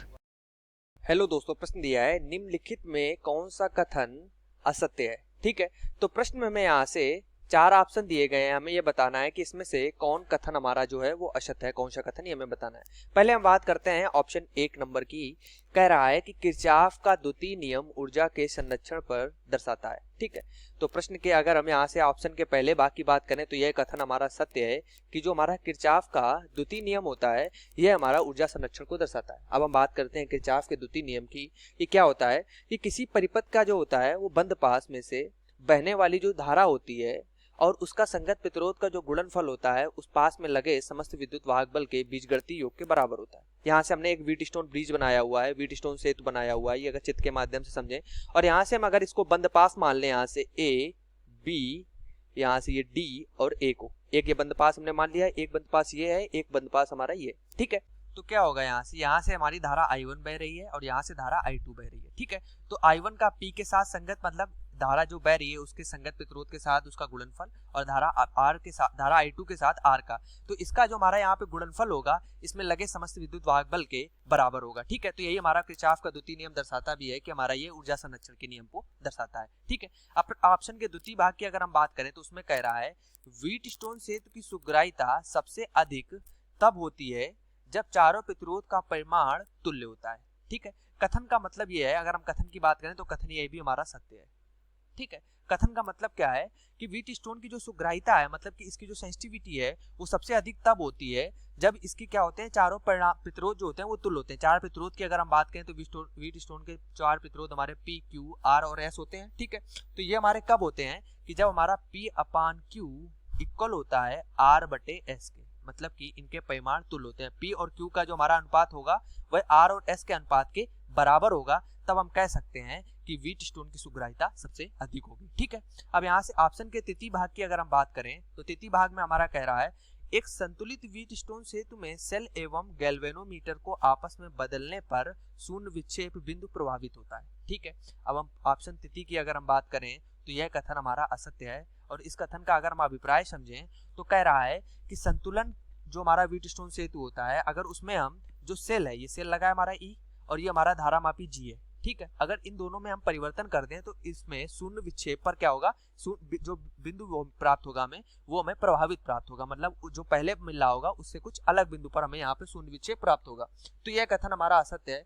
क्या होता है कि जो हमारी यहाँ से प्रतिरोध P तथा Q है इनको हम अनुपातिक भुजाएं कहते हैं। ठीक है, और यहाँ से अगर हम भुजा AD को जो बात करें तो इसको हम ज्ञात भुजा कहते हैं, मतलब जिसकी हमारी AD अगर हम भुजा देखें, यहाँ से ये हमारी AD भुजा है। ज्ञात भुजा का मतलब है जिसका हमारा पता हुआ प्रतिरोध है, जिसके मान हमें पता होते हैं। ठीक है, और CD जो हमारी भुजा होती है इसको हम अज्ञात कहते हैं, जहां पे हमने ये S लगाया हुआ है S प्रतिरोध को, तो इसको हम अज्ञात भुजा कहते हैं। ठीक है, सेतु जो हमारा संतुलन की अवस्था में होता है तो धारामापी तथा सेल की स्थितियों में अगर हम आपस में बदल दें तो सेतु की संतुलन अवस्था पे कोई प्रभाव नहीं पड़ता है। ठीक है, तो यहाँ से अगर कह रहा है ये प्रभाव पड़ता है तो ये कह सकते हैं कि यह कथन हमारा क्या होगा, असत्य होगा। ठीक है, तो यहाँ से हमारा तृतीय ऑप्शन जो होगा वो यहाँ से सही ऑप्शन हो जाएगा, क्योंकि हमें कथन जो प्राप्त करना था वो असत्य प्राप्त करना था, तो यहाँ से तीसरा ऑप्शन हम लोग के सही हो जाएगा। हम बात कर लेते हैं चौथे ऑप्शन की। तो कह रहा है एक धारा नियंत्रक को विभव विभाजक की तरह उपयोग कर सकते हैं। ठीक है, तो प्रश्न का जो चौथा भाग है ये भी हमारा सत्य है, ये भी हमारा कथन सत्य है, क्योंकि क्या होता है कि जो हमारा धारा नियंत्रक होता है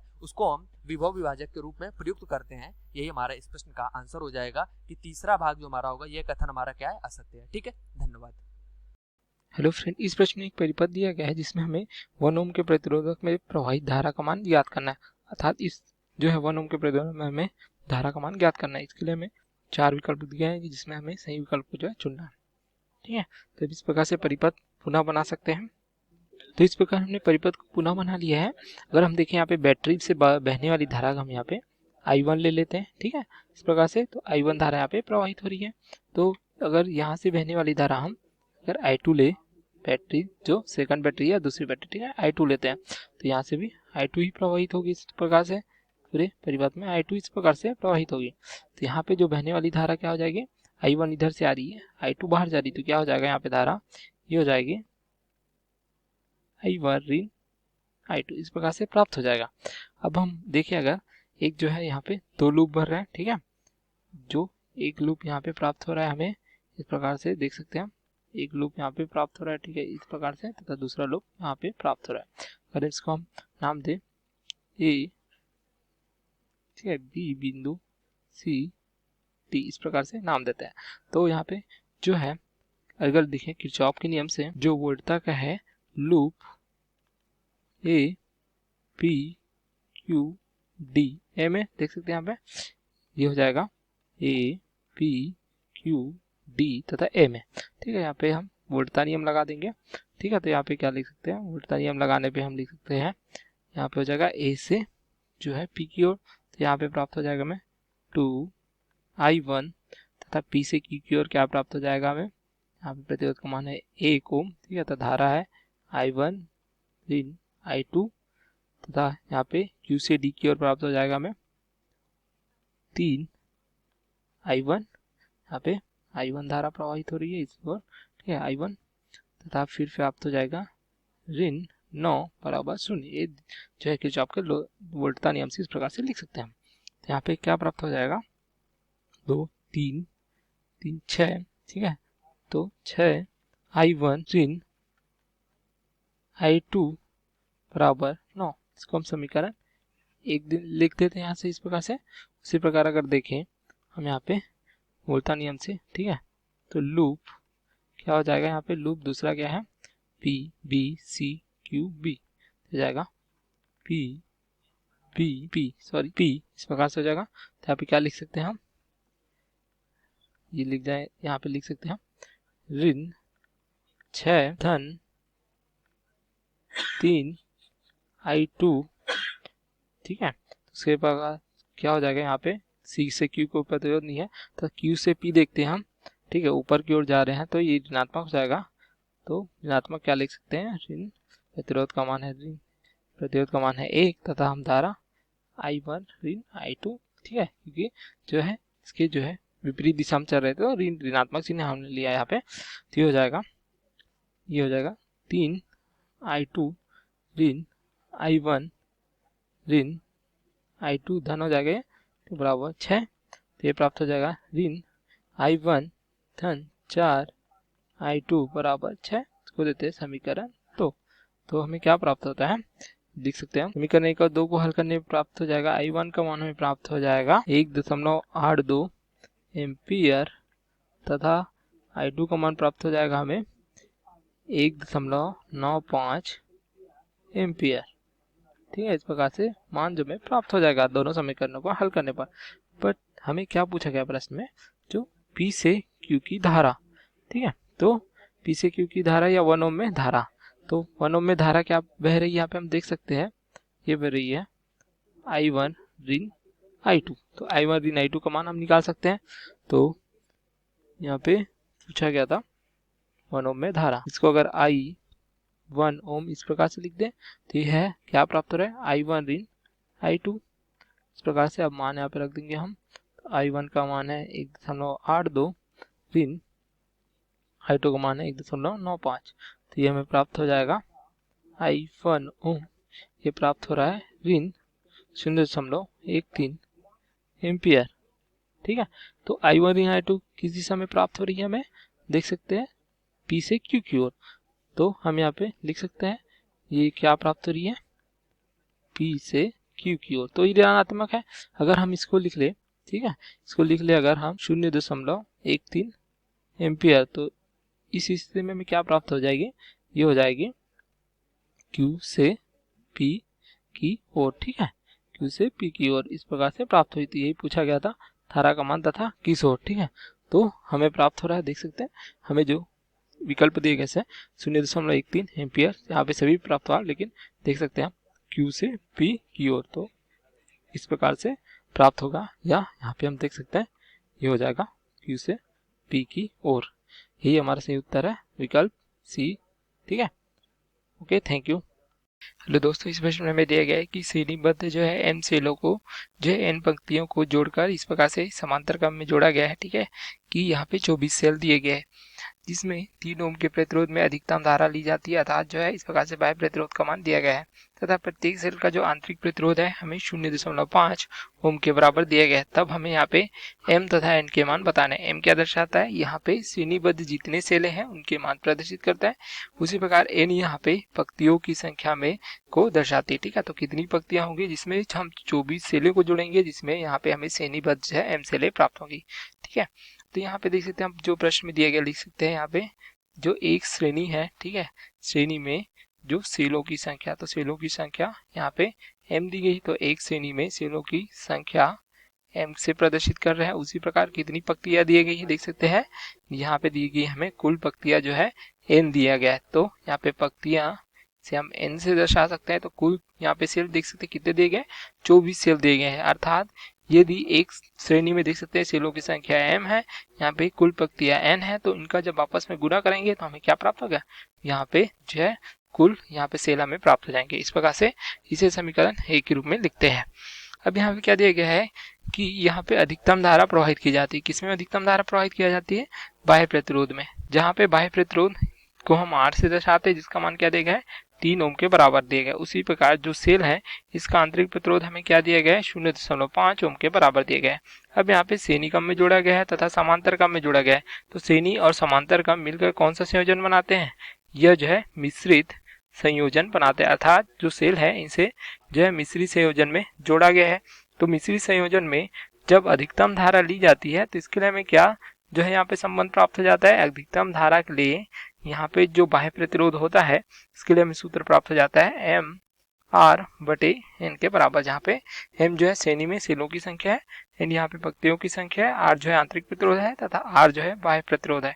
इस प्रकार से तो यहाँ पे मान रखेंगे तो देख सकते हैं बाह्य प्रतिरोध का मान 3 ओम दिया गया है, फिर यहाँ पे हमें ज्ञात करना है r का मान 0.5 दिया गया है, n का मान भी हमें ज्ञात करना है। तो यहाँ से क्या हो जाएगा 3n बराबर 0.5 m होगा, तो यहाँ से m बराबर क्या होगा 6n के बराबर। अब यह मान समीकरण 1 में रखेंगे, देख सकते हैं यहाँ पे समीकरण 1, ये क्या हो जाएगा m का मान जो है 6n रखेंगे, तो 6n गुणित n बराबर 24 होगा, तो 6n का वर्ग बराबर 24, n का वर्ग बराबर क्या होगा यहाँ पे 24/6 अर्थात 4 के बराबर। अब दोनों पक्षों में वर्गमूल देंगे तो n बराबर क्या हो जाएगा 2 के बराबर। इस प्रकार से हमें n का मान प्राप्त हो जाता है। अब यह मान जो है हम समीकरण 1 में रखेंगे, देख सकते हैं समीकरण 1 m गुणित n बराबर 24, तो यह मान हम रखते हैं तो ये क्या हो जाएगा m गुणित n का मान रखेंगे 2 तो 24 होगा, तो m बराबर क्या हो जाएगा 24/2, तो हो जाएगा 12 के बराबर। तो इस प्रकार से हमें श्रेणी में जो सेलों की संख्या 12 प्राप्त हो जाती है तथा कितनी पंक्तियां हैं 2 पंक्तियां, तो कुल यहाँ पे 12 तथा 2 का गुना करेंगे तो हमें 24 प्राप्त हो जाएगा। तो m तथा n के मान हमें पूछे गए थे, m श्रेणीबद्ध सेलों की संख्या 12 होगी तथा यहाँ पे कितनी पंक्तियां होंगी 2 पंक्तियां होंगी, तो विकल्प ए हमारा सही उत्तर होगा। Okay, thank you. तो प्रश्न है कि 2 सेल जिनमें प्रत्येक का विद्युत वाहक बल E तथा आंतरिक प्रतिरोध R है, प्रतिरोधक R के सिरों के बीच समांतर क्रम में जोड़ी गई हैं।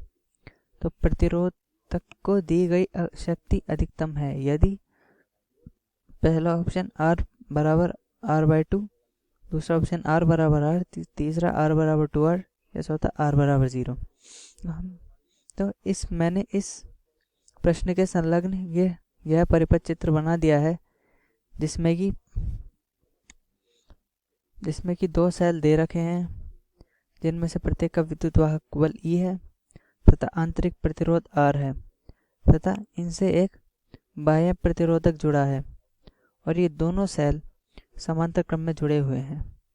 अब प्रतिरोधक के ऊपर शक्ति निकालने का सूत्र होता है P बराबर I²R। तो शक्ति निकालने से पहले हमें परिपथ में धारा का मान निकालना होगा। तो धारा का सूत्र होता है E इक्विवेलेंट बटा R इक्विवेलेंट प्लस R। अब हमें धारा का मान निकालने के लिए तुल्य विद्युत वाहक बल तथा तुल्य आंतरिक प्रतिरोध निकालना होगा। तो दो सेलों के संयोजन के लिए तुल्य विद्युत वाहक बल का सूत्र होता है E1 R1 plus E2 R2 बटा R1 प्लस R2 जो कि होगा 2ER बटा 2R बराबर E तथा R इक्विवेलेंट का मान होगा R1 R2 बटा R1 प्लस R2 जो कि होगा R² बटा 2R के जो कि निकलेगा R बटा 2। अतः I का मान होगा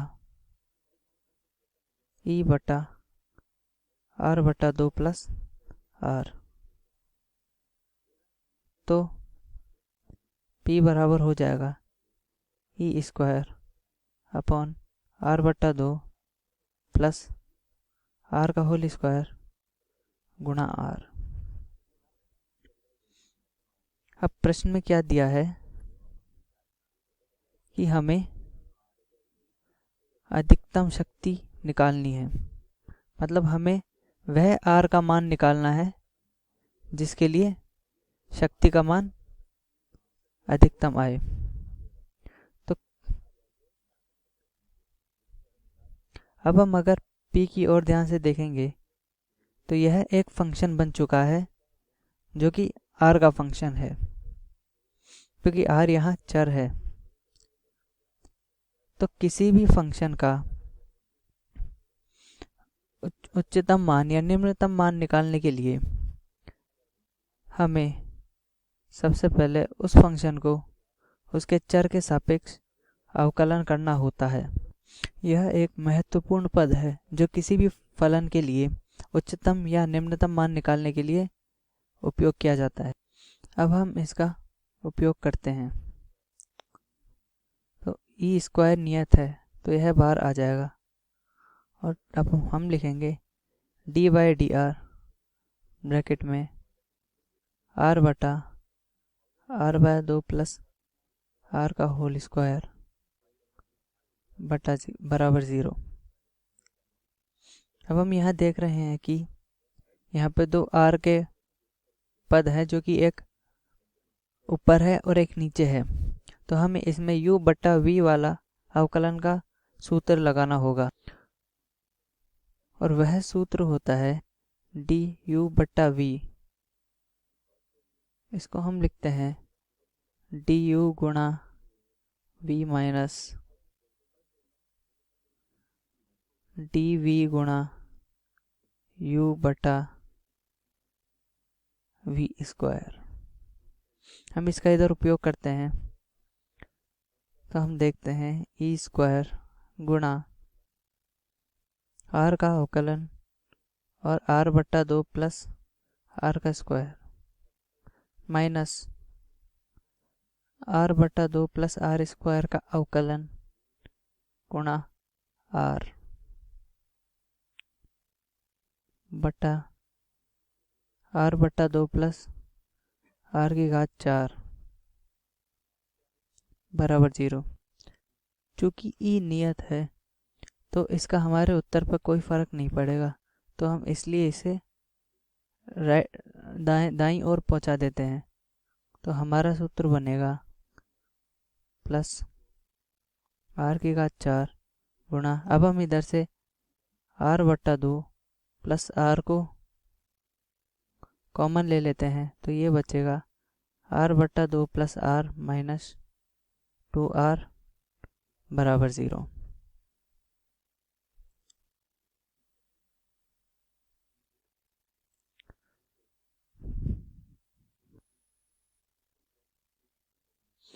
अब हम इधर देख सकते हैं कि r बट्टा 2 प्लस r में ना तो बड़े r का मान शून्य हो सकता है, ना ही छोटे r का मान शून्य हो सकता है।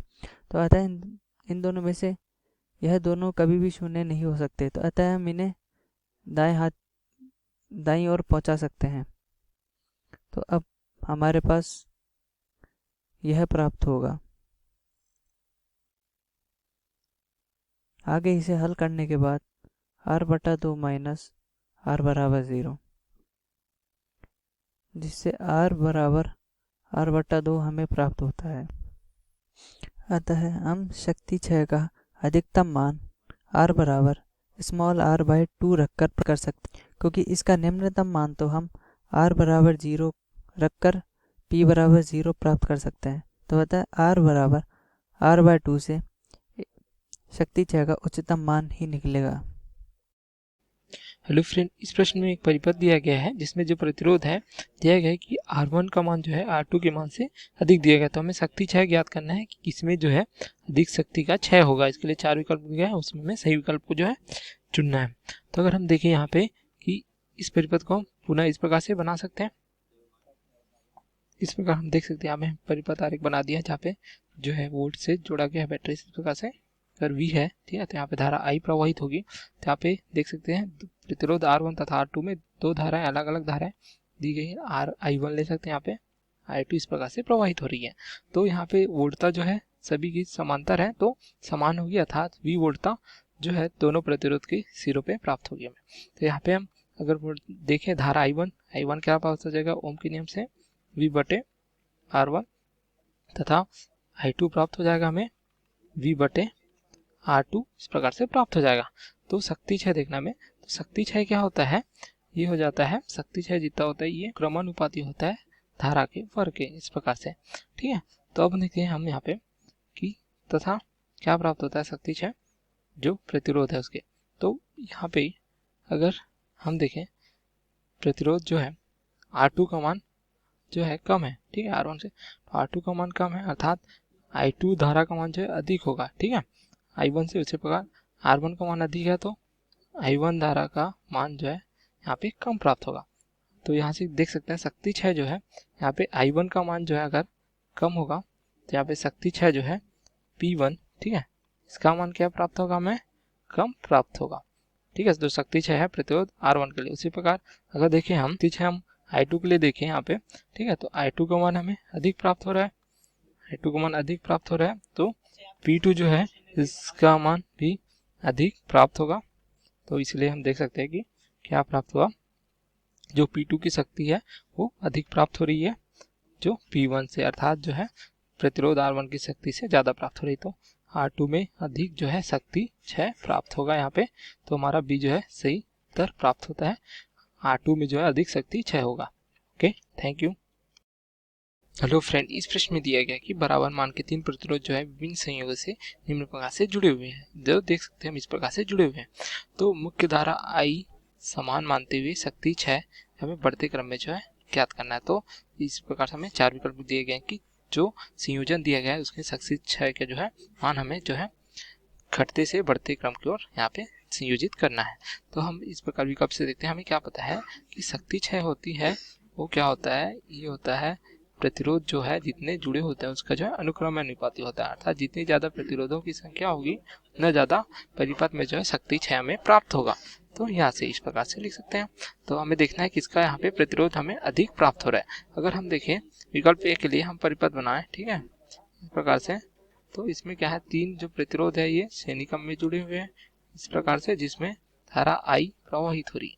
अगर हम प्रतिरोध को R और R इस प्रकार से लें तो तुल्य प्रतिरोध क्या प्राप्त होगा, हमें R तुल्य प्राप्त हो जाएगा R धन R, क्योंकि श्रेणी क्रम में सभी प्रतिरोध आपस में जुड़ जाते हैं, तो हमें प्राप्त हो जाएगा 3R।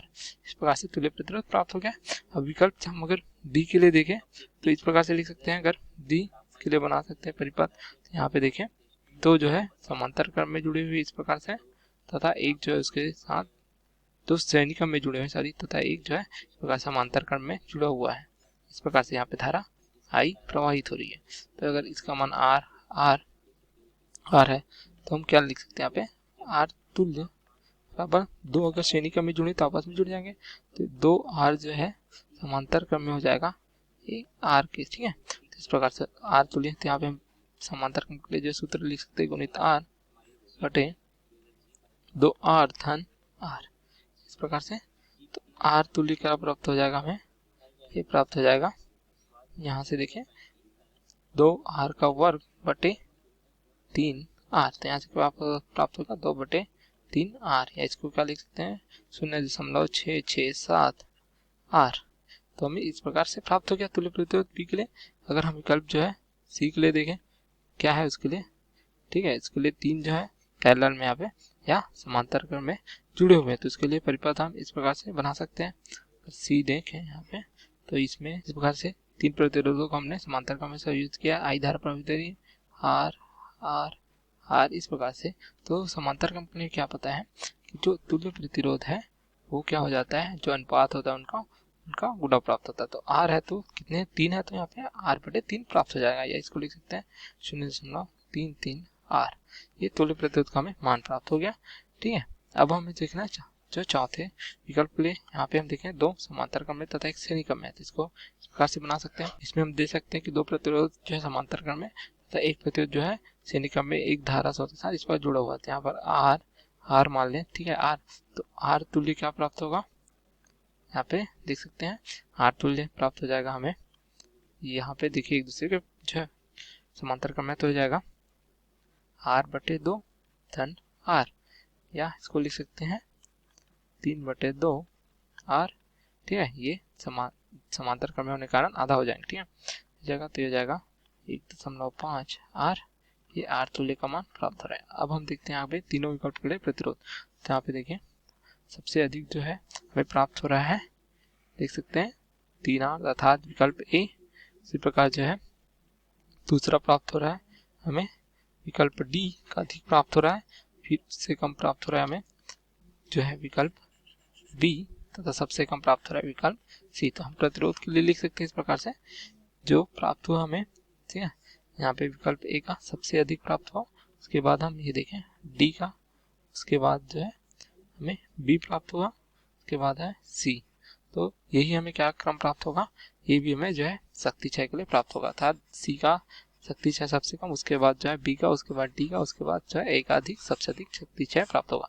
तो दिए गए विकल्प से हम देखते हैं कौन सा हमें प्राप्त होता है, तो देख सकते हैं विकल्प जो C है इसमें प्राप्त हो जाता है हमें शक्ति क्षय के लिए सबसे अधिकतम मान, तो हमारा उत्तर प्राप्त होता है विकल्प A, यही हमारा उत्तर है। Okay, thank you. क्वेश्चन हमारा 25 वाट 220 वोल्ट तथा 100 वाट 220 वोल्ट से चिन्हित 2 बल्बों को 440 वोल्ट के स्रोत से श्रेणी क्रम में जोड़ा जाता है, ठीक है। तो यहाँ से हमें क्या है, इन दोनों को किस में जोड़ा है, श्रेणी क्रम में जोड़ा है। कौन सा बल्ब फ्यूज हो जाएगा, यानी पहले हमें क्या पता होना चाहिए, इसकी करंट पता होना चाहिए, और टोटल इसमें जो श्रेणी क्रम में जोड़ने के बाद कितनी करंट जाएगी वो हमें पता होनी चाहिए। तो इसे अपना पहले हम क्या निकालेंगे, इसका रजिस्टेंस निकालेंगे, यानी प्रतिरोध निकालेंगे। तो प्रतिरोध किस टाइप से, यानी पहले हम मान लेते हैं B1 बल्ब कौन सा है, हमारा B1 बल्ब है जो कौन सा है 25 वाट और 220 वोल्ट, ठीक है।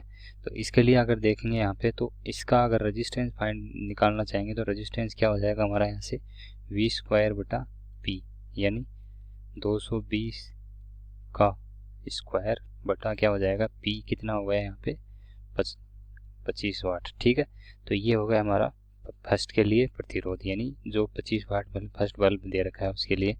दूसरे के लिए निकालेंगे यहाँ पे, तो B2 क्या हो जाएगा हमारा, क्या दिया हुआ है यहाँ से 100 वाट और 220 वोल्ट। ठीक है, तो इसके लिए अगर यहाँ से R2 का मान निकालेंगे तो R2 बराबर क्या हो जाएगा, R2 बराबर हो जाएगा 220 का स्क्वायर बटा क्या हो जाएगा 100 हो जाएगा। ठीक है, अब यहाँ पे अगर देखें इसके लिए आगे इनकी अगर करंट रेटिंग देखना चाहेंगे इसकी, तो करंट क्या हो जाएगा हमारा, P बराबर क्या हो जाता है, एक तरह से VI होता है। और यहाँ से अगर I का मान निकालेंगे B1 के लिए, यानी कितनी करंट ले सकता है ये, तो यहाँ से अगर देखेंगे तो P बटा V हो जाएगा करंट। P बटा V होगा तो मतलब शक्ति हमें कितनी दे रखी है, शक्ति दे रखी है यहाँ पे 25। ठीक है, और वोल्टेज कितना दे रखा है उसके लिए 220 वोल्ट, तो ये हो गया यहाँ पे 220। यानी जो I1 है, यानी जो बल्ब B1 है वो कितनी करंट ले सकता है, अगर इससे ज़्यादा हमने करंट दे इसको तो क्या हो जाएगा, ये फ्यूज हो जाएगा। ठीक है, तो यहाँ से अगर आगे हम देखेंगे तो I2 इसके लिए देखेंगे तो I2 क्या हो जाएगा, I2 बराबर हो जाएगा यहाँ से P2 बटा V2, और V2 भी क्या दे रखा है उसके लिए 100, और P2 दे रखा है 100 और V2 दे रखा है 220। तो इसके लिए अगर आगे इसमें वैल्यू रखेंगे तो क्या हो जाएगा यहाँ से 100 बटा 220। तो ये आ गए हमारे पास इसमें कितनी करंट ले सकता है। अब हमें क्या है, इन दोनों को क्या किया, एक तरह से श्रेणी क्रम में जोड़ा है। तो ये इस टाइप से क्या जोड़ दिया, ऐसे श्रेणी क्रम में जोड़ दिया, ये R1 और R2 श्रेणी क्रम में जोड़ के फिर इसके साथ कितने मेन सप्लाई से जोड़ा है इसको, 440 वोल्ट के साथ। तो यहाँ से हमने क्या लगा दिया, ये 440 वोल्ट लगा दिया। ठीक है, अब हमें पता करना है इसमें करंट कितनी जा रही है। तो इसमें करंट हमें पता चल जाएगी, तो इस आराम से हम क्या देख सकते हैं यहाँ पे कि I1 से अगर मान लेते हैं ये करंट क्या है, I1 से ज़्यादा है तो इसका मतलब बल्ब B1 भी नहीं फ्यूज़ हो जाएगा, और अगर I2 से भी ज़्यादा है ये करंट तो B2 भी फ्यूज़ हो जाएगा हमारा। तो यहाँ से अगर इसमें करंट निकालेंगे तो क्या हो जाएगी, पहले हम क्या निकालेंगे इसके लिए R इक्विवेलेंट यानी R तुल्य निकालेंगे। ठीक है, तो R तुल्य क्या हो जाएगा यहाँ से R1 प्लस R2। ठीक है, R1 प्लस R2 हो जाएगा, तो यहाँ से इसके लिए R1 और R2 के मान हम यहाँ पे रखेंगे तो क्या हो जाएगा 220 का स्क्वायर बटा 1/25 प्लस 1/100। ठीक है, अब यहाँ से अगर आगे इसको हल करेंगे तो ये क्या हो जाएगा, यहाँ से ये हो जाएगा 220 का स्क्वायर, और ये इसका अगर यहाँ पे लघुत्तम लेंगे तो 100 आ जाएगा, और ऊपर आ जाएगा 4 + 1। ठीक है, तो यहाँ से इसको अगर काटेंगे तो क्या हो जाएगा 220 का स्क्वायर बटा 20। ठीक है, तो ये आ गया हमारा क्या, किसका मान आ गया यहाँ पे, यानी R तुल्य प्रतिरोध आ गया इसका। अब हमें पता चल गया कि ये R तुल्य है, और यहाँ पे हमें विभवांत है, इसका वोल्टेज कितना लगाया गया है यहाँ पे 440 वोल्टेज। तो यहाँ से हम क्या निकाल सकते हैं, करंट का मान निकाल सकते हैं, यानी धारा का मान निकाल सकते हैं। तो वो धारा कितनी होगी वो हम यहाँ पे देखते हैं। तो धारा क्या हो जाएगी, एक तरह से I बराबर हो जाएगा हमारा V/R, और V कितना दिया हुआ है यहाँ पे 440। ठीक है, 440 वोल्ट, और R बराबर क्या हो गया, एक तरह से R तुल्य हो गया हमारा 220 का वर्ग गुणा क्या हो जाएगा 20 ऊपर चला जाएगा हमारा। ठीक है, तो इसको अगर आगे हल करेंगे, यानी यहाँ से अगर आगे हल करते हैं इसको तो ये आ जाएगा हमारा 40 बटा 220।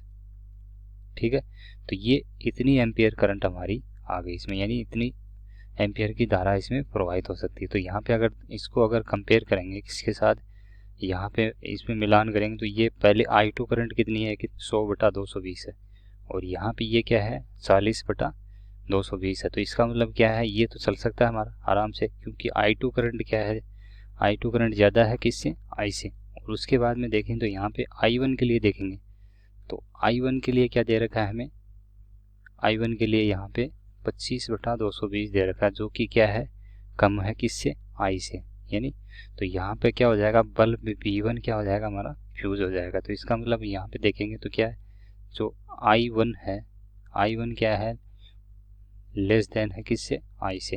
तो यहाँ पे ये बल्ब क्या हो जाएगा, एक तरह से फ्यूज हो जाएगा, कौन सा B1, और I2 क्या है हमारी बड़ी है किससे, I से। तो ये बल्ब तो फ्यूज नहीं होगा, तो ये सही चलेगा, और ये क्या हो जाएगा फ्यूज हो जाएगा। ठीक है। तो यहाँ से अगर ऑप्शन में देखेंगे तो ऑप्शन कौन सा हो जाएगा, यहाँ से हमारा 25 वाट आ जाएगा, यानी बी ऑप्शन आ जाएगा। ठीक है। हेलो दोस्तों, आज का हमारा क्वेश्चन क्या है कि एक सेल का विद्युत वाहक बल E है।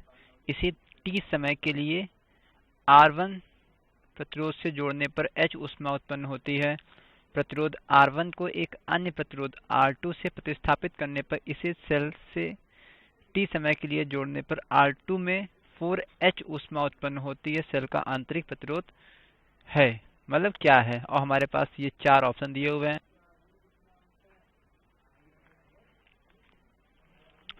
ये पहला ऑप्शन है, ये दूसरा ऑप्शन है, ये तीसरा है, चौथा ऑप्शन है। तो इसको हम चलिए सॉल्व करते हैं।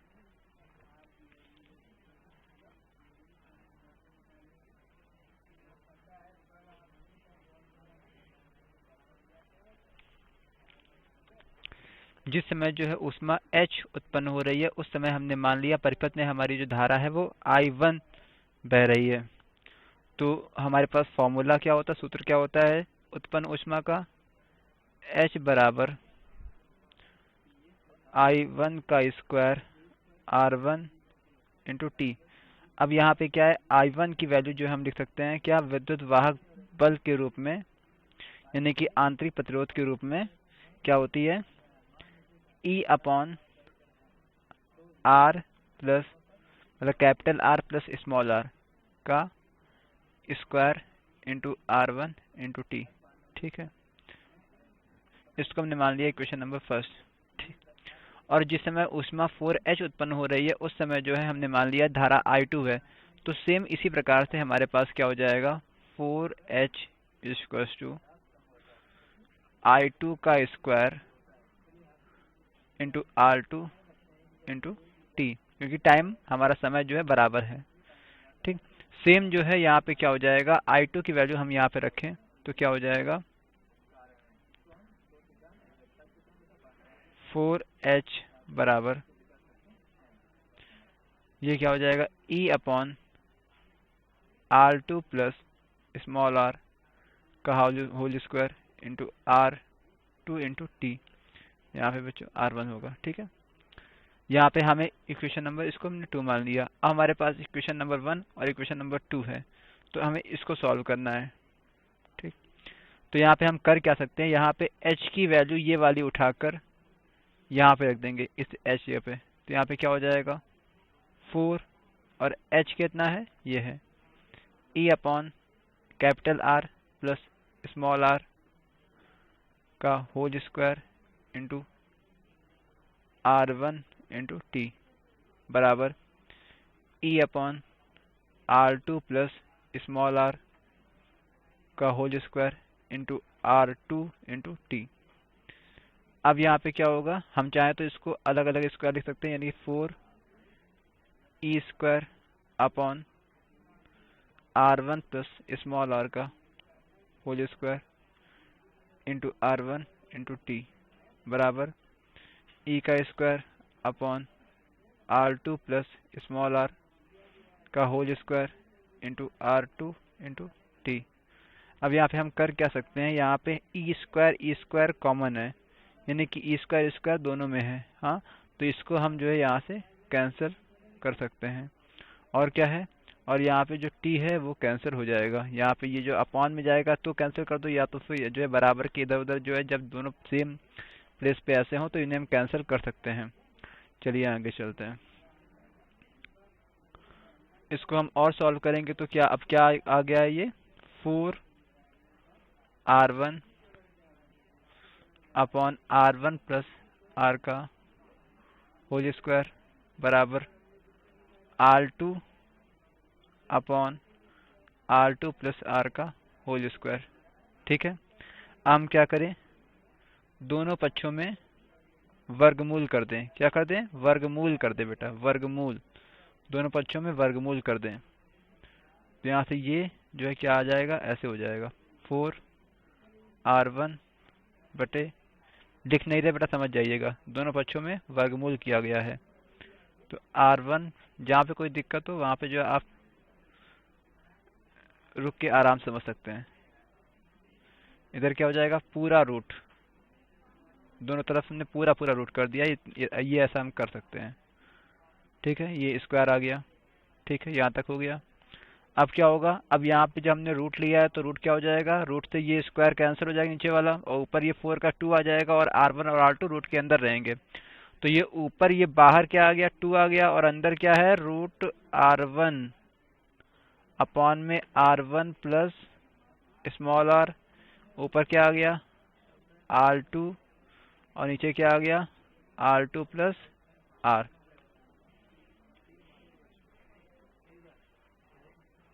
यहाँ से अब क्या करेंगे, हम लोग क्रॉस मल्टीप्लाई करा सकते हैं।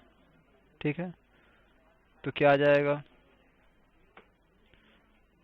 R2 plus small r into 2 root R1 बराबर R1 plus small r into root में R2। अब इसका हम लोग जो है अंदर कराएं मल्टीप्लाई, तो क्या आ जाएगा, 2 root R1 R2 plus 2 root R1 into small r। Same यहाँ पे कराएंगे तो क्या आ जाएगा, R1 root R2 plus R root में R2। अब हमें निकालना है क्या, स्मॉल r निकालना है। तो स्मॉल r निकालना है तो स्मॉल r वालों को हम एक तरफ ले आएंगे, तो हमारा क्या हो जाएगा, इस वाले टर्म को हम जो है इस वाले टर्म को उस तरफ ले जाएं, और इसको जो है हम क्या करेंगे, इधर ले आएंगे। तो ये क्या हो गया, 2 रूट R1 इंटू R2, और माइनस में क्या हो जाएगा, R1 रूट R2 बराबर R root R2 minus 2 root R1 into small r। अब क्या करेंगे हम लोग, यहाँ पर इसको थोड़ा सा अच्छे से अरेंज कर देते हैं। रूट वाला पहले लिखा हुआ है तो पहले लिखेंगे हम लोग, तो ये तो लिखा हुआ है, तो 2 रूट R1, यहाँ पे क्या हो जाएगा, यहाँ पे हमारा हो जाएगा R2 माइनस, यहाँ पे ये R2 को पहले लिखते हैं हम, और R1 बराबर, अब R हमें यहाँ पे निकालना है तो R को हम कॉमन कर लेंगे, तो क्या बचेगा, root R2 minus 2 root R1। ठीक है, अब इस वाले टर्म को हम लेके इधर अपॉन में आ जाएगा, ये इधर मल्टीप्लाई में इधर अपॉन में आ जाएगा, तो क्या आ जाएगा, R बराबर 2 root R1 R2 minus root R2 into R1 upon में क्या आ गया, root R2 minus 2 root R1।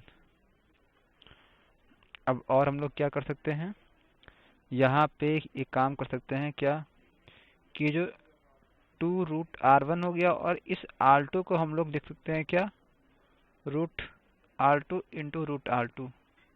ऐसा कर सकते हैं भाई, रूट R2 क्या हो जाएगा, R2 मल्टीप्लाई करते हैं सेम चीज़ का, तो रूट ये हट जाएगा। और सेम यहाँ पे क्या करेंगे हम लोग, रूट R2 लिखा हुआ है, इसको R1 को root R1 into root R1 लिख सकते हैं ना, और अपॉन में क्या आ जाएगा, जो लिखा हुआ है, यानी कि R2 माइनस 2 रूट R1। आगे बढ़ते हैं। अब यहाँ पे है क्या, यहाँ पे इस वाले टर्म में और इस वाले टर्म में कॉमन क्या है, कॉमन है हमारा क्या, रूट के अंदर R1 इंटू R2, ये हमारा कॉमन है। अब जो बचेगा वो इस ब्रैकेट के अंदर आ जाएगा। चलिए उसको लिखते हैं हम लोग,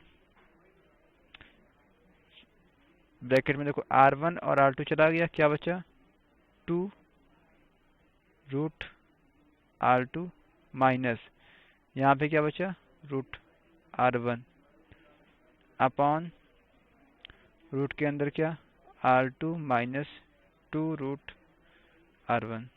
ठीक, तो ये हमारा क्या है, ये हमारा जो है सेल का आंतरिक प्रतिरोध का मान आया है बेटा। थोड़ा सा लेंदी हो गया है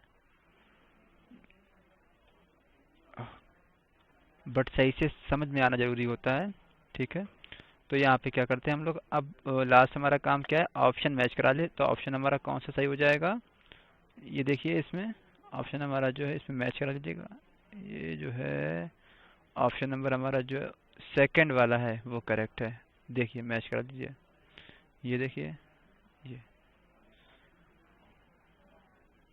थैंक यू दोस्तों। दोस्तों हमको प्रश्न में दिया है कि किसी मीटर सेतु की दो भुजाओं का प्रतिरोध 5 ओम तथा R ओम है। आप देख सकते हैं कि ये 5 ओम, ये R ओम है। जब प्रतिरोध R के समांतर क्रम में R ओम का एक अन्य प्रतिरोध शंट लगा दिया जाता है तो नया संतुलन बिंदु 1.6 L1 पर प्राप्त होता है। प्रतिरोध R का मान ज्ञात करना है। ठीक है दोस्तों, तो पहले 5 ओम है और ये R ओम है, तो संतुलन बिंदु प्राप्त किस में हो रहा है, L1 पे। और जो बाकी बिंदु बचा है वो क्या है, 100 ऋण L1, क्योंकि ए बी के बीच की दूरी क्या है, 100 है। ठीक है दोस्तों, अब हमको कहा गया है कि प्रश्नानुसार इसमें R ओम वाले जो प्रतिरोध है उसके समांतर में एक और प्रतिरोध लगा देते हैं जिसका भी प्रतिरोधकता क्या है, R ओम। और क्या ये एज अ शंट इस पे रहेगा, एक अन्य प्रतिरोध शंट के जैसा व्यवहार करेगा। तो नया संतुलन बिंदु क्या हो जाएगा, L की जगह हो जाएगा, मैं मान लेता हूं यहाँ पर, तो यहाँ पर क्या हो जाएगा 1.6 L1 और बाकी बचा क्या रहेगा 100 ऋण 1.6 L1। ठीक है दोस्तों, तो हमको ज्ञात क्या करना है, हमको ज्ञात करना है प्रतिरोध R का मान। तो आगे हम इसको हल करते हैं। हम क्या जानते हैं कि ये धारामापी कब संतुलित होता है, मतलब विक्षेपित कब होता है, शून्य विक्षेपण कब देता है, संतुलित होता है। तो जो सेतु हमारा रहता है वो कौन सा सेतु रहता है, व्हीटस्टोन सेतु। व्हीटस्टोन सेतु, और व्हीटस्टोन सेतु पर खास बात क्या है कि जो प्रतिरोधों का अनुपात होता है वो लंबाई के, मतलब प्रतिरोधों के अनुपात के समान होता है। लंबाई इसलिए बोला क्योंकि विशिष्ट प्रतिरोधकता को हम काट सकते हैं, तो लंबाई का अनुपात भी प्रतिरोधों के अनुपात के बराबर होगा। उस हिसाब से देखें तो स्थिति 1 में मैंने शंट नहीं लगाया है, अगर शंट को मैं अगर हटा दिया तो क्या है 5/R बराबर, लंबाई ले लेता हूं विशिष्ट प्रतिरोध काट के, L/100 ऋण L1।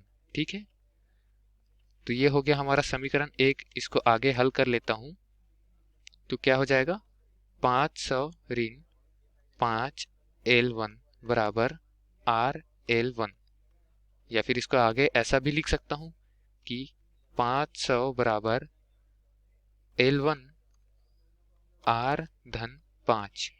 ठीक है दोस्तों, ये हो गया हमारा समीकरण 1। अब आगे हमको क्या बोला गया है कि मैं समांतर में एक प्रतिरोध लगाता हूं R ओम का, तो शंट रहेगा जो, उसके बाद 1.6 पर क्या होगा, ये संतुलित होगा। ठीक है, तो उस हिसाब से व्हीटस्टोन सेतु के लिए मैं सिद्धांत के आधार पर अनुपात क्या लगा सकता हूँ, जो ऊपर लगाया था वैसी 5/R प्रतिरोध था पहले, अब शंट लगा दिया तो क्या हो जाएगा, दोनों समांतर क्रम हो जाएंगे। तो समांतर क्रम संयोजन में क्या होगा, दोनों समान प्रतिरोध में R गुना R/R/R। इसको मैं यही हल कर देता हूं, तो ये क्या हो जाएगा, नीचे R/R क्या हो जाएगा, 2R हो जाएगा। अब 2R में से ऊपर क्या हो जाएगा, R गुना R, R की घात 2। तो इसको मैं नीचे काट दूं तो क्या बचेगा, R/2 बचेगा। तो R/2 को मैं क्या लिख सकता हूँ, 2 को ऊपर भेज के 2 गुना 5/R लिख सकता हूँ, मतलब 10/R लिख दिया। ठीक है, इसको, ये 5/R था, उधर जाके 10/R लिख दिया। और इसका अनुपात क्या होगा लंबाई का, 1.6 L1 बटे 100 ऋण 1.6 L1। आगे हल करूंगा इसको तो समीकरण 2 हमको मिलेगा। आगे क्या हो जाएगा, 1000 ऋण 16 L1 बराबर 1.6 RL1। मतलब 1000 इधर लिख दूं अगर तो क्या आएगा, वो 16 L1 धन 1.6 RL1। L1 को मैं बाहर निकाल दिया। ठीक है दोस्तों, तो ये हमारा क्या आ गया, समीकरण नंबर 2। अब 1 को 2 से भाग देकर मैं R का मान निकाल सकता हूँ, बिल्कुल निकाल सकता हूँ। 2 भागित 1 कर देता हूँ। ठीक है, 2 भागित 1, मतलब 1000 भागित 500 अगर करता हूँ तो इस पक्ष पे क्या हो जाएगा 16 धन 1.6 आर, ऊपर में L1 बटे नीचे क्या है R धन 5 L1। L1 और L1 को एक दूसरे से काट दूं अगर तो ये कुछ इस तरीके से दिखेगा। तो 1000 को 500 से काटूं तो 2 आएगा। R धन 5 का तिर्यक गुना ऊपर के पक्ष में कर दूं, R धन 5 बराबर क्या दिखेगा 16 धन 1.6 R। आगे हल करने पर ये क्या आएगा 2R धन 10, तो लिख देता हूँ 2R धन 10। 16 को इधर लाके ऋण 16 कर दूं अगर तो ये क्या हो जाएगा 1.6 R। तो 10 ऋण 16 मतलब ऋण 6 आएगा। ऋण 6 को मैं उस पक्ष पर ले जाता हूँ और 1.6 R को इस पक्ष पर। तो 2 ऋण 1.6 ये 2R था, 2R ऋण 1.6 R बराबर वो ऋण 6 था वो इधर आके धन 6 हो जाएगा। तो ये क्या आ जाएगा 0.4 R बराबर 6। तो R का मान निकाल लूंगा यहाँ से मैं। यहाँ से R का मान क्या आएगा 6 बटे 0.4 या फिर 60 बटे 4। इसको आगे हल करूंगा दोस्तों तो R का मान क्या आएगा 15 ओम। R का मान हमको पूछा गया था, R का मान हमने ज्ञात कर लिया है। तो प्रतिरोध R का मान क्या है 15 ओम। यही दिए गए प्रश्न के लिए हमारा उत्तर है दोस्तों। धन्यवाद। दोस्तों हमको प्रश्न में दिया हुआ है कि 1 मीटर सेतु से 90 ओम के मानक प्रतिरोध के साथ एक प्रयोग करते समय जब जॉकी के तार को बाएं सिरे से 40 सेंटीमीटर पर दबाया जाता है तब धारामापी पर शून्य विक्षेप प्रदर्शित होता है। जैसा कि चित्र में दिखाया है मीटर सेतु में प्रयुक्त पैमाने का अल्पतमांक लिस्ट काउंट क्या दिया है 1 मिलीमीटर। अज्ञात प्रतिरोध का मान हमको ज्ञात करना है। तो अज्ञात प्रतिरोध क्या है R दिया हुआ है हमको जो लगा हुआ है 90 ओम प्रतिरोध के साथ श्रेणी क्रम में और बीच में इस बिंदु पर हमने धारामापी लगाया है। नीचे जो समांतर क्रम में तार दिया हुआ है उस तार में हमने एक धारामापी लगाया हुआ है और तार कहाँ है बाएं सिरे से 40 सेंटीमीटर पर जो बिंदु है तार से उसमें धारामापी का एक सिरा है। तो तार का एक सिरा है 40 सेंटीमीटर और दूसरा सिरा है 100 ऋण 40 सेंटीमीटर का हमको प्रश्न में दिया हुआ है। ठीक है दोस्तों, तो अज्ञात प्रतिरोध R का मान हमको ज्ञात करना है और हमको अल्पतमांक 1 मिलीमीटर दिया हुआ है। तो बिना अल्पतमांक हम ज्ञात करते हैं, पहले अल्पतमांक को हम बाद में मान रखेंगे। तो पहले क्या होता है ये धारामापी में विक्षेप शून्य है, मतलब इस हिसाब से धारामापी क्या है व्हीट स्टोन सेतु पर कार्य कर रहा है। और व्हीट स्टोन सेतु पर कार्य कर रहा है मतलब क्या होगा कि प्रतिरोधों का अनुपात लूंगा तो तार की लंबाई के अनुपात के बराबर होगा। क्यों? क्योंकि तार की लंबाई गुना विशिष्ट प्रतिरोध क्या होता है प्रतिरोध होता है।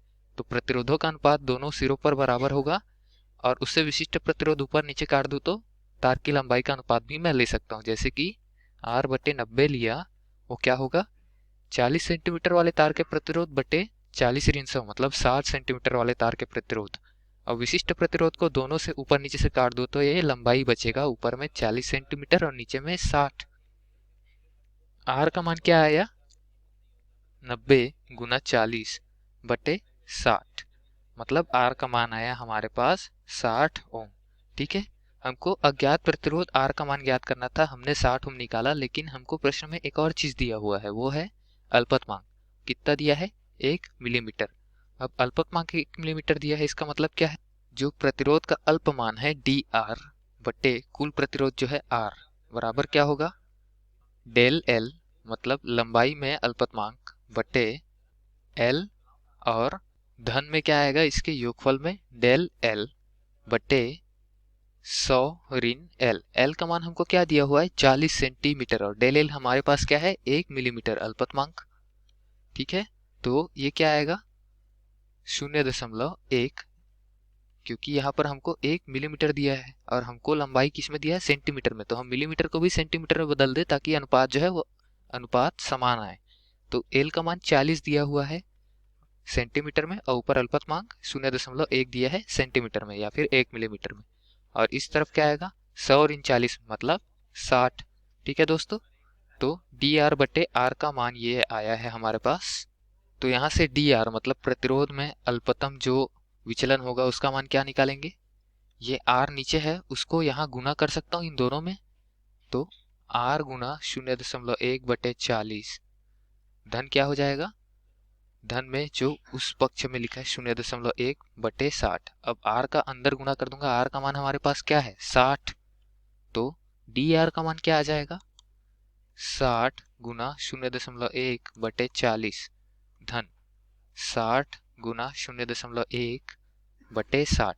इसको हल करेंगे आगे तो ये क्या आएगा, इसका मान आएगा 3/2 मतलब 1.5 गुना में क्या था 0.1 धन यहाँ क्या आया, यहाँ तो बचा है वो 0.1 मतलब इसका मान क्या आएगा, dr का मान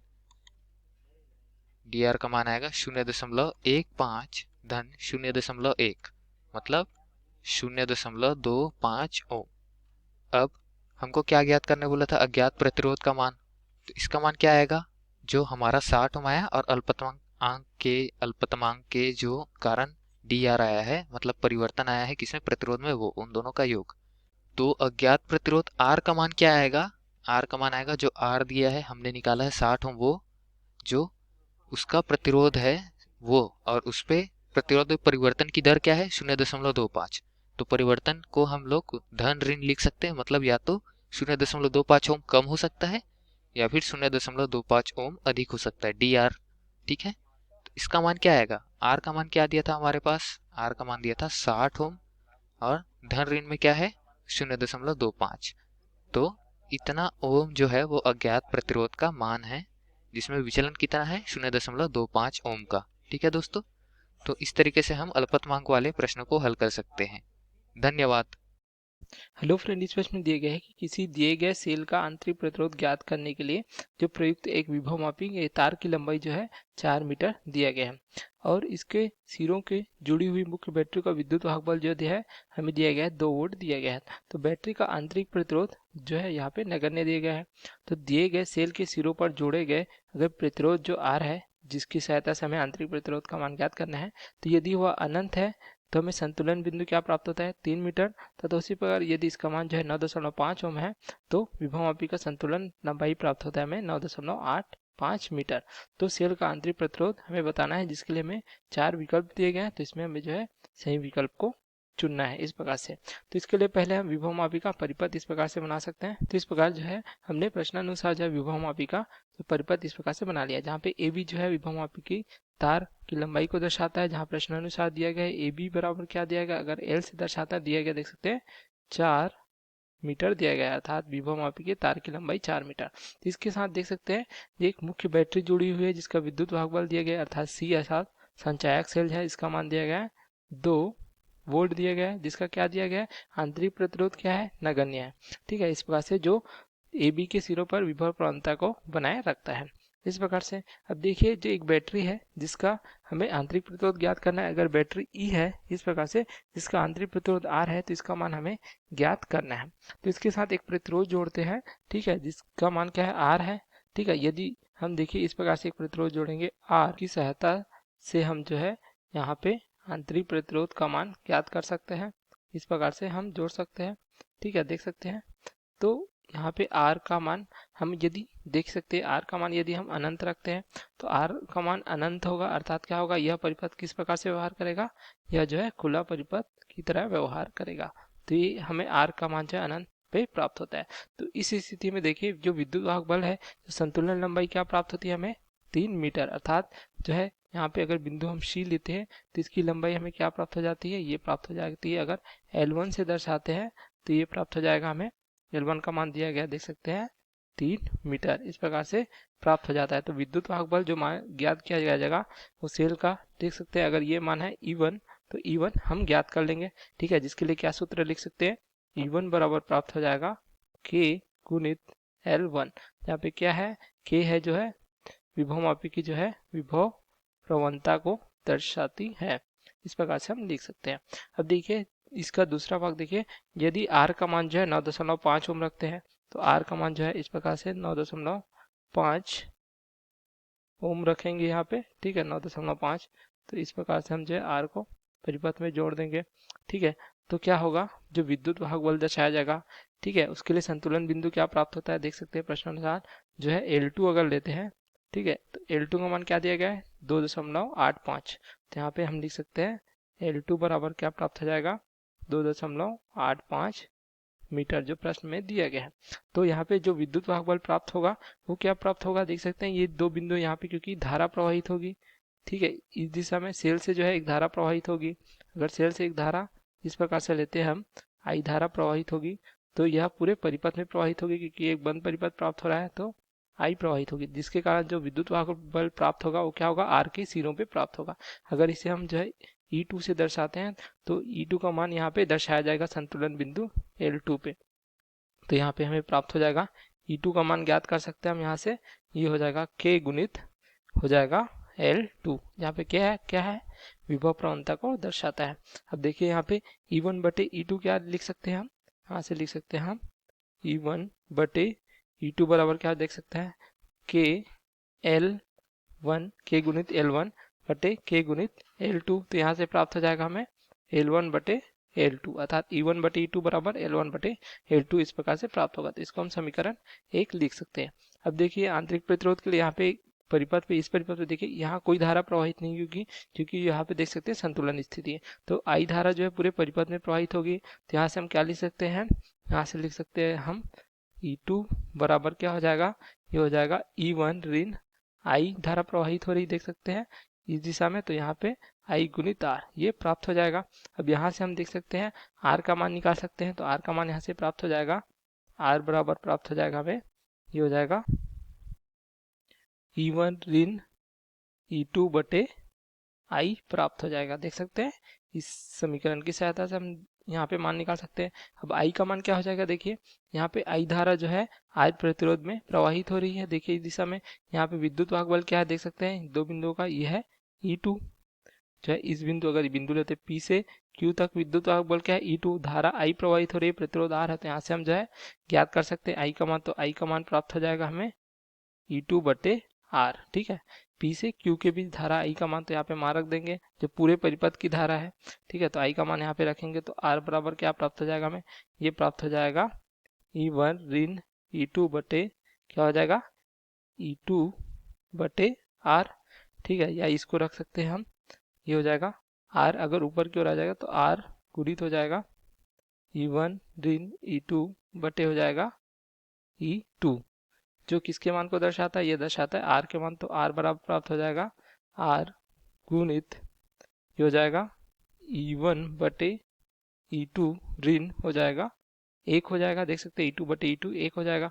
तो यहाँ पे अब हम मान रख सकते हैं, देखिए E1 बटे E2 क्या प्राप्त हुआ था, समीकरण 1 देखिए इस प्रकार से E1 बटे E2 प्राप्त हुआ हमें L1 बटे L2। तो यहाँ पे मान रख देंगे R बराबर हो जाएगा R गुणित L1 बटे L2 ऋण 1, इस प्रकार से प्राप्त हो जाता है। अब ये भी हमें आंतरिक प्रतिरोध का मान R का मान ज्ञात करना है। तो यहाँ पे सभी मान हमें दिए गए हैं, देख सकते हैं प्रश्न अनुसार दिए गए हैं। R का मान 9.5 दिया गया है, तो यहाँ पे हम रख देंगे R दिया गया है यहाँ पे 9.5 ओम।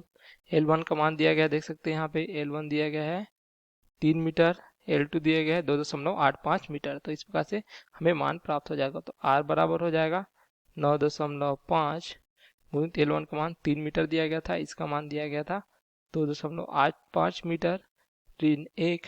तो यहाँ पे हम हल करेंगे तो ये प्राप्त हो जाएगा R बराबर 0.5 प्रतिरोध है, तो इसका मात्रक क्या हो जाएगा, हमें ओम प्राप्त हो जाएगा। तो यही हमें प्रश्न में पूछा गया था सेल का आंतरिक प्रतिरोध, जिसके लिए दो संतुलन बिंदु हमें दिए गए थे।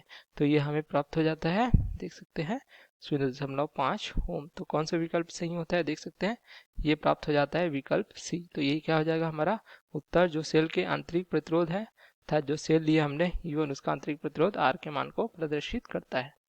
Okay, thank you.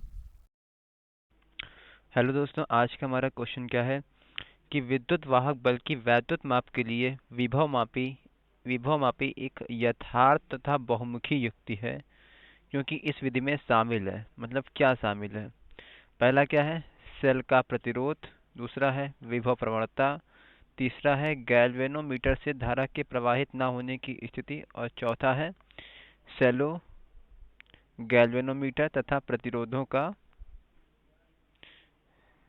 संयोजन। ठीक है, तो हमारे पास ये जो है 4 ऑप्शन है, इनमें से एक कोई सही है। ठीक, तो बेटा देखो होता क्या है कि विभव को नापने के लिए यानी विद्युत वाहक बल को नापने के लिए हमारे पास बेसिकली दो युक्तियां हैं जो प्रचलित हैं। एक है वोल्टमीटर, एक है वोल्टमीटर, दूसरा है विभवमापी। एक क्या है? वोल्टमीटर है और दूसरा क्या है? विभव मापी है। तो बच्चों अगर हम लोग बात करें वोल्टमीटर की, तो वोल्टमीटर क्या होता है कि हालांकि ये विद्युत वाहक बल नापने के लिए ही हम लोग प्रयोग करते हैं, लेकिन वोल्टमीटर से नापने में होता क्या है कि वोल्टमीटर में विक्षेप दिखाने के लिए इसको एक धारा की आवश्यकता होती है जो कि I के बराबर होती है, स्मॉल I के बराबर होती है। ठीक है, तो यहाँ पे क्या होता है, ये धारा हमारी कहाँ से आती है? ये आती है सेल से। तो इस कारण क्या होता है, सेल में एक विभव पतन उत्पन्न हो जाता है जो I इंटू स्मॉल r के बराबर होता है, I इंटू स्मॉल r के बराबर होता है। तो सेल का विद्युत वाहक बल जो E नापा जाना होता है, E यानी कि जो वास्तविक मान है वो E ना नाप के E minus I into R नापा जाता है, यानी कि जो ये वैल्यू है, ये वैल्यू जो है विद्युत वाहक बल से कम नापी जाती है अगर हम लोग वोल्ट मीटर का यूज कर रहे हैं।